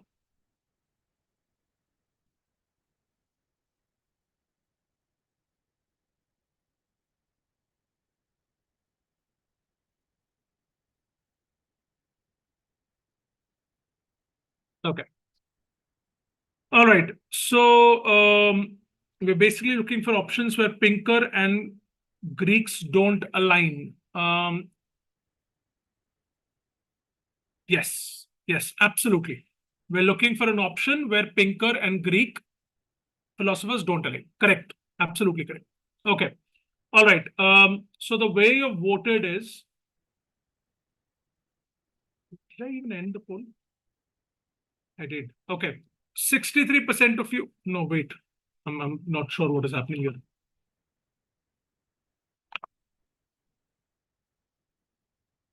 Whatever. I am not sure if that's the previous question or this one, but let's continue. Okay. According to the author, for Pinker as well as the ancient Greek philosophers, rational thinking involves all of the following except. Okay, so that's the Chirag's analysis is absolutely correct of the question. See, Pinker and the Greek philosophers do align on a number of things. But the question is asking, which is that one option where Pinker and Greek philosophers don't align? Okay, so rephrase it. If except questions are confusing you, read it without except and then bring in except. Okay, but here we are looking for an option where Pinker and Greek philosophers don't align. Okay, number one, the belief that the ability to reason logically encompasses an ethical and moral dimension. It's a little tricky. Doesn't Pinker believe in this? Does Pinker say that ability to reason logically doesn't encompass an ethical and moral dimension? Go back and check. The author says it's underexplored. That doesn't mean Pinker doesn't believe in it. See, it says Pinker recognizes that rationality is not just a cognitive virtue, but a moral one. Pinker accepts that. But Pinker underexplores it. Okay, now the poll has come up. Okay. So Pinker recognizes it, but underexplores it. Okay. So be careful with that. So here, this is something that Pinker and the Greek philosophers align on. They both believe that ability to reason logically encompasses an ethical and moral dimension. Pinker underexplores it, but that's not what the option is saying. They align on it. We are looking for an option where they don't align. An awareness of underlying assumptions in an argument and gaps in one's own knowledge. This is also aligned. Go back and read the Plato-Socrates bit. Okay, so they align there. The primacy of conscious sequential reasoning as the basis for seminal human achievements. Primacy means main character. Most important thing. Pinker definitely believes that conscious sequential reasoning is the most important thing for human achievements. But do Greek philosophers also believe that? Go back and read Plato's Socrates bit. It's very clearly said that dreams, visions, and epiphanies can be the basis for human achievements. So primacy means the most important thing. The Greek philosophers don't say that conscious sequential reasoning is the most important thing. Pinker believes in that. So Pinker and the Greek philosophers don't align on this part. Okay. Arriving at independent conclusions irrespective of who is presenting the argument. Again, go back and read. It's again Plato's Socrates, this part here. Showing the virtue of knowing what you do not know and examining all premises and arguments, not simply trusting speaker's authority or charisma. Both Pinker and Socrates aligned on this. Okay, so the answer for that is number 3. All right. Okay, let's go for the final one and we'll wrap it up. I'll show you the main idea as well after that.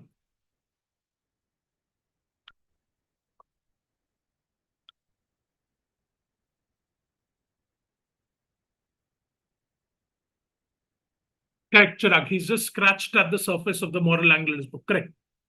He agrees with it, but he doesn't explore it. The same thing is the no care. No. Let's not go there. He underexplores this, but you're absolutely right.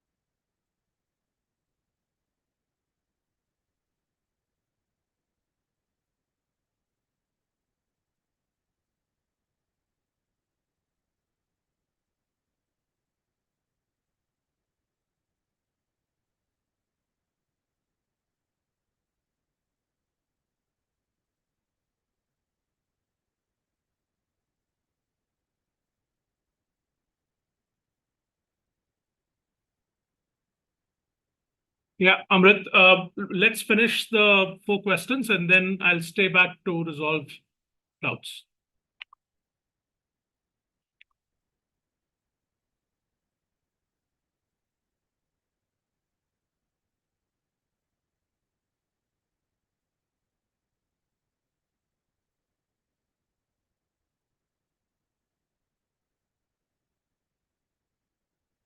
Okay, people, I'll give you 30 more seconds, just in the interest of time. Next time, the next session that we'll have next week, hopefully, do pre-read the passages. We'll do the next 2 of slot. So if you pre-read it and come, then we'll have more time to discuss questions.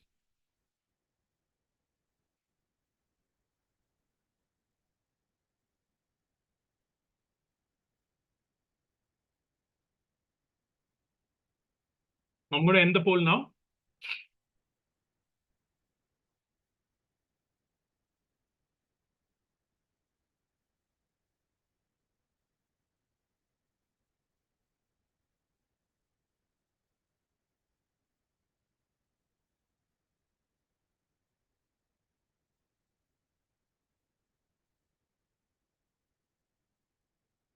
Okay, hopefully the poll results are up. 40 are going for 1 and 2, and 20 is going for 3.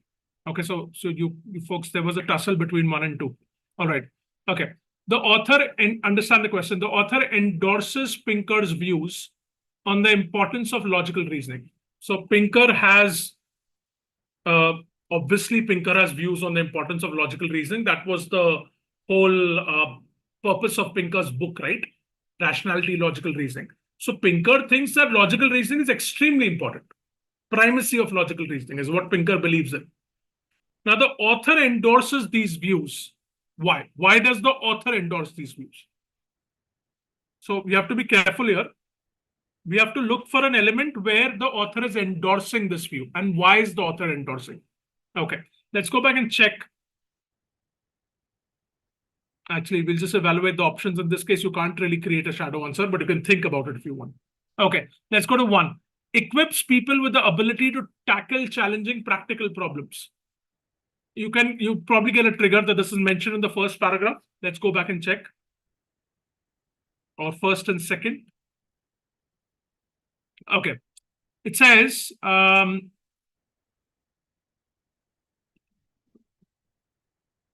right. Second paragraph. It's also plausible to believe that a wider application of the rational tools he analyzes would improve the world in important ways. Okay. And here it says, Pinker's main focus is a sort of conscious sequential reasoning that can track the steps. Skill in this domain maps directly onto the navigation of many real-world problems. And Pinker shows how great mastery of the tools of rationality can improve decision-making in these real world problems. Actually, this is the right evidence for this. See, the question is talking about logical reasoning. So here, this is what it's saying. Skill in this domain maps directly onto the navigation of many real world problems. And Pinker shows how this is possible. This is the author's view. Skill in this domain maps directly onto the navigation of many real world problems. So author's view based on what Pinker said. So that's evidence for option 1. Okay, let's park it. Focuses public attention on real issues like development rather than sensational events. Very attractive answer. But ask yourself, is this connected to importance of logical reasoning?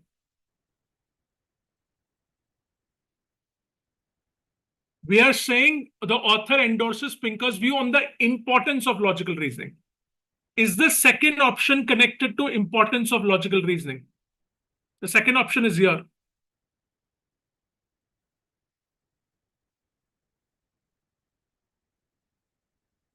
One second. Focusing power. So great. Let's understand why that happens. More broadly, he argues that less media coverage of shocking but vanishingly rare events can help prevent dangerous overreactions and the diversion of finite resources away from solvable but less dramatic issues.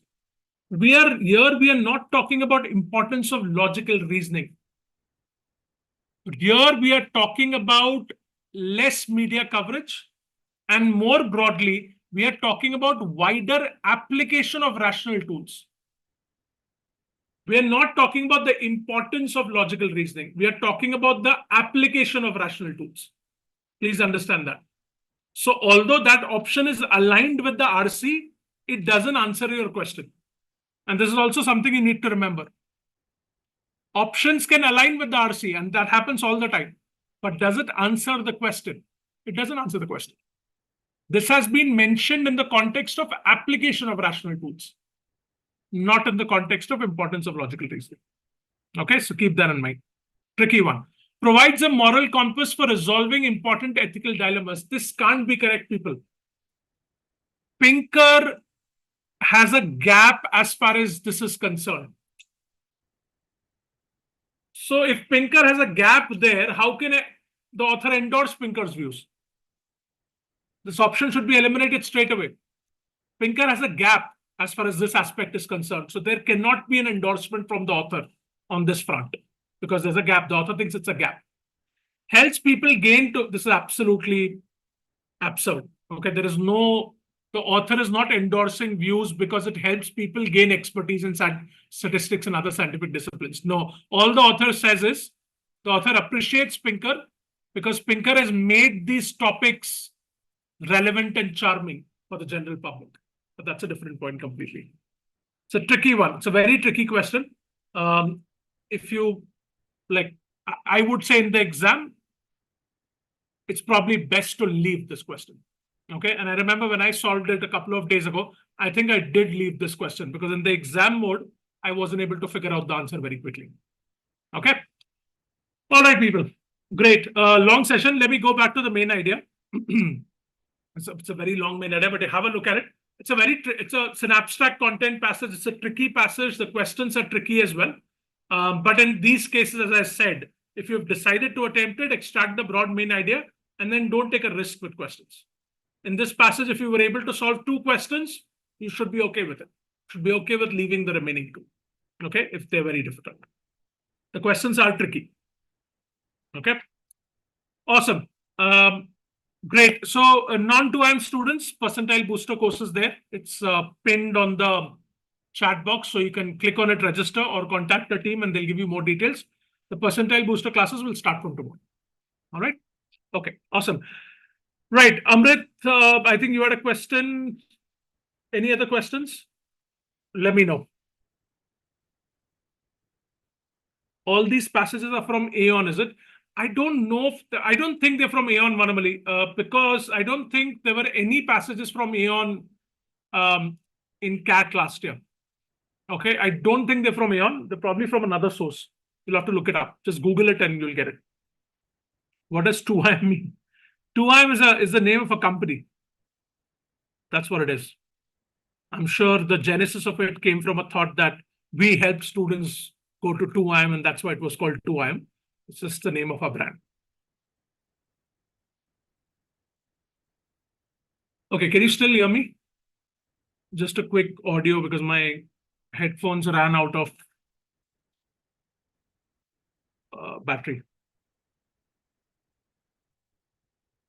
Yeah, I do have bandwidth. We'll do it. You can still. Okay, great. Awesome. Chirag wants to revisit Gaia question. Okay, great. Let's go back to it. Gaia.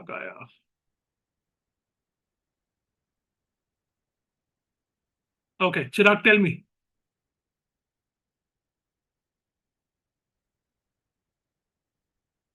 You want me to explain it again?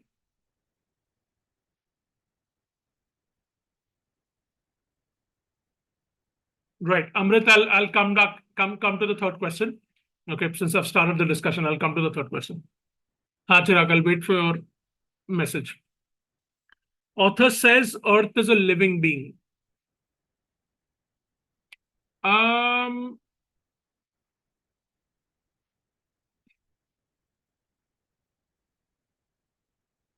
Ghosh says Earth is a living being. Author aligns with that. Yes.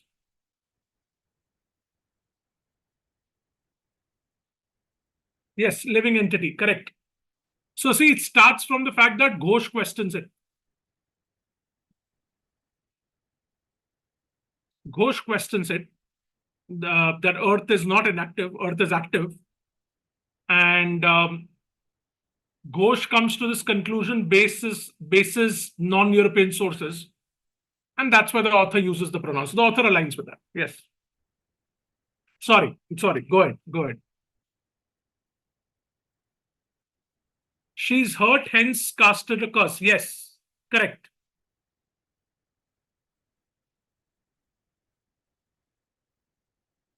Yes. See, yes, correct. No, colonizers don't think that Earth is active. See, think about it. What is the mindset that colonizers perpetrated? The colonizers, because of their very vested interests, said that nature is a resource to exploit. Nature is simply a resource, exploit it. Left and right, plunder it. Typical colonizer mindset, right? Because when you call it a resource, you're kind of delegitimizing it and you're saying that it's okay to exploit it. Ghosh is against it.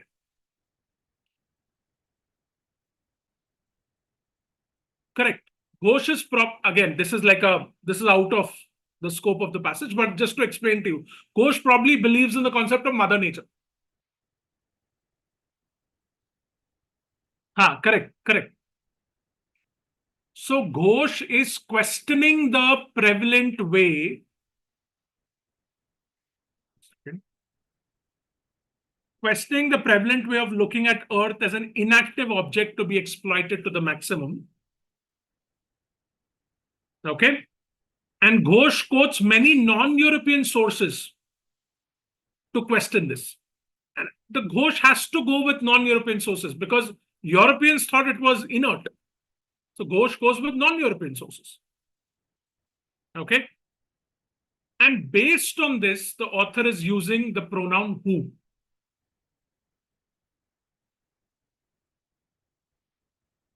Go for it.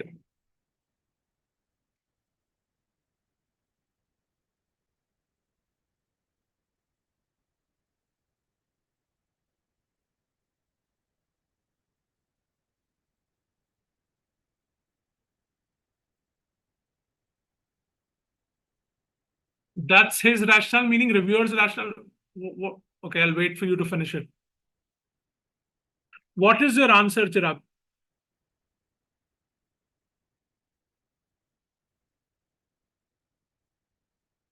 Okay, great. Awesome. I'm glad you figured it out. Yeah, it's twisted. That's why this question, as we discussed, right? It's best to sort of just leave it. Okay, Amrit, let's go to your doubt. In the third question, on the third option, I think you mentioned rationality, right? This one. Okay. In the third question, the third option you'd mentioned it's the answer, but I don't think it's mentioned anywhere in the passage. Human achievement, just better decision making. The third question, the third option you mentioned in the answer is the answer, but I don't think it's mentioned anywhere in the passage. Okay. All right. So let me ask you this, Amrit, and just answer this question for me. Does Pinker believe that sequential reasoning is most important for human achievements? Like, can you infer that from the passage? Pinker is all about sequential reasoning, right? Pinker believes in the primacy of sequential reasoning. Primacy saying that sequential reasoning is the most important. Do you agree that Pinker believes in the primacy of sequential reasoning?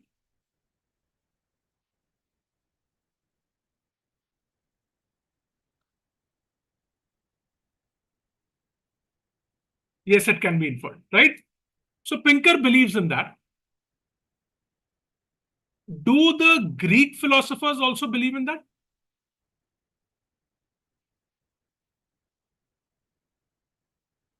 Do the Greek philosophers also think that sequential reasoning is the be-all and end-all of everything, or the basis for seminal human achievements?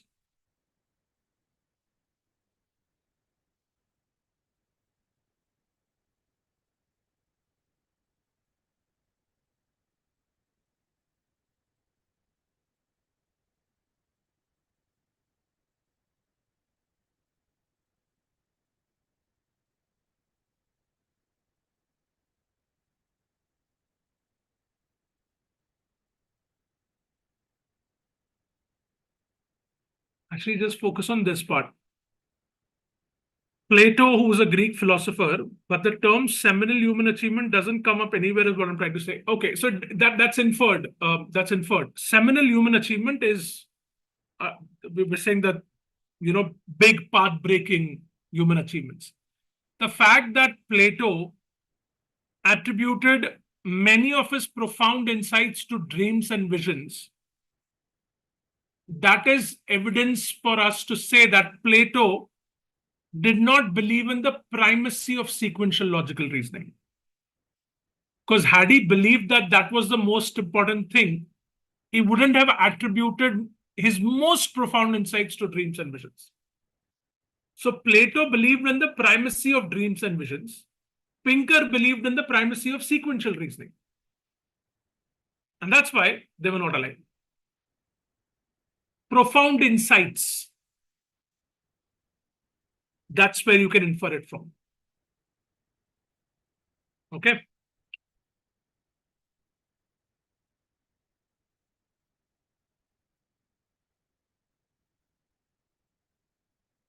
Right? It can be inferred from them. It's not mentioned, but can be inferred. Okay. Awesome, people. Great. Good session. I will see you next week. I think Sunday is not Diwali, right? I don't know. I'll have to figure it out. But we'll do one session next week. We finish the 2 RCs, do pre-read and come.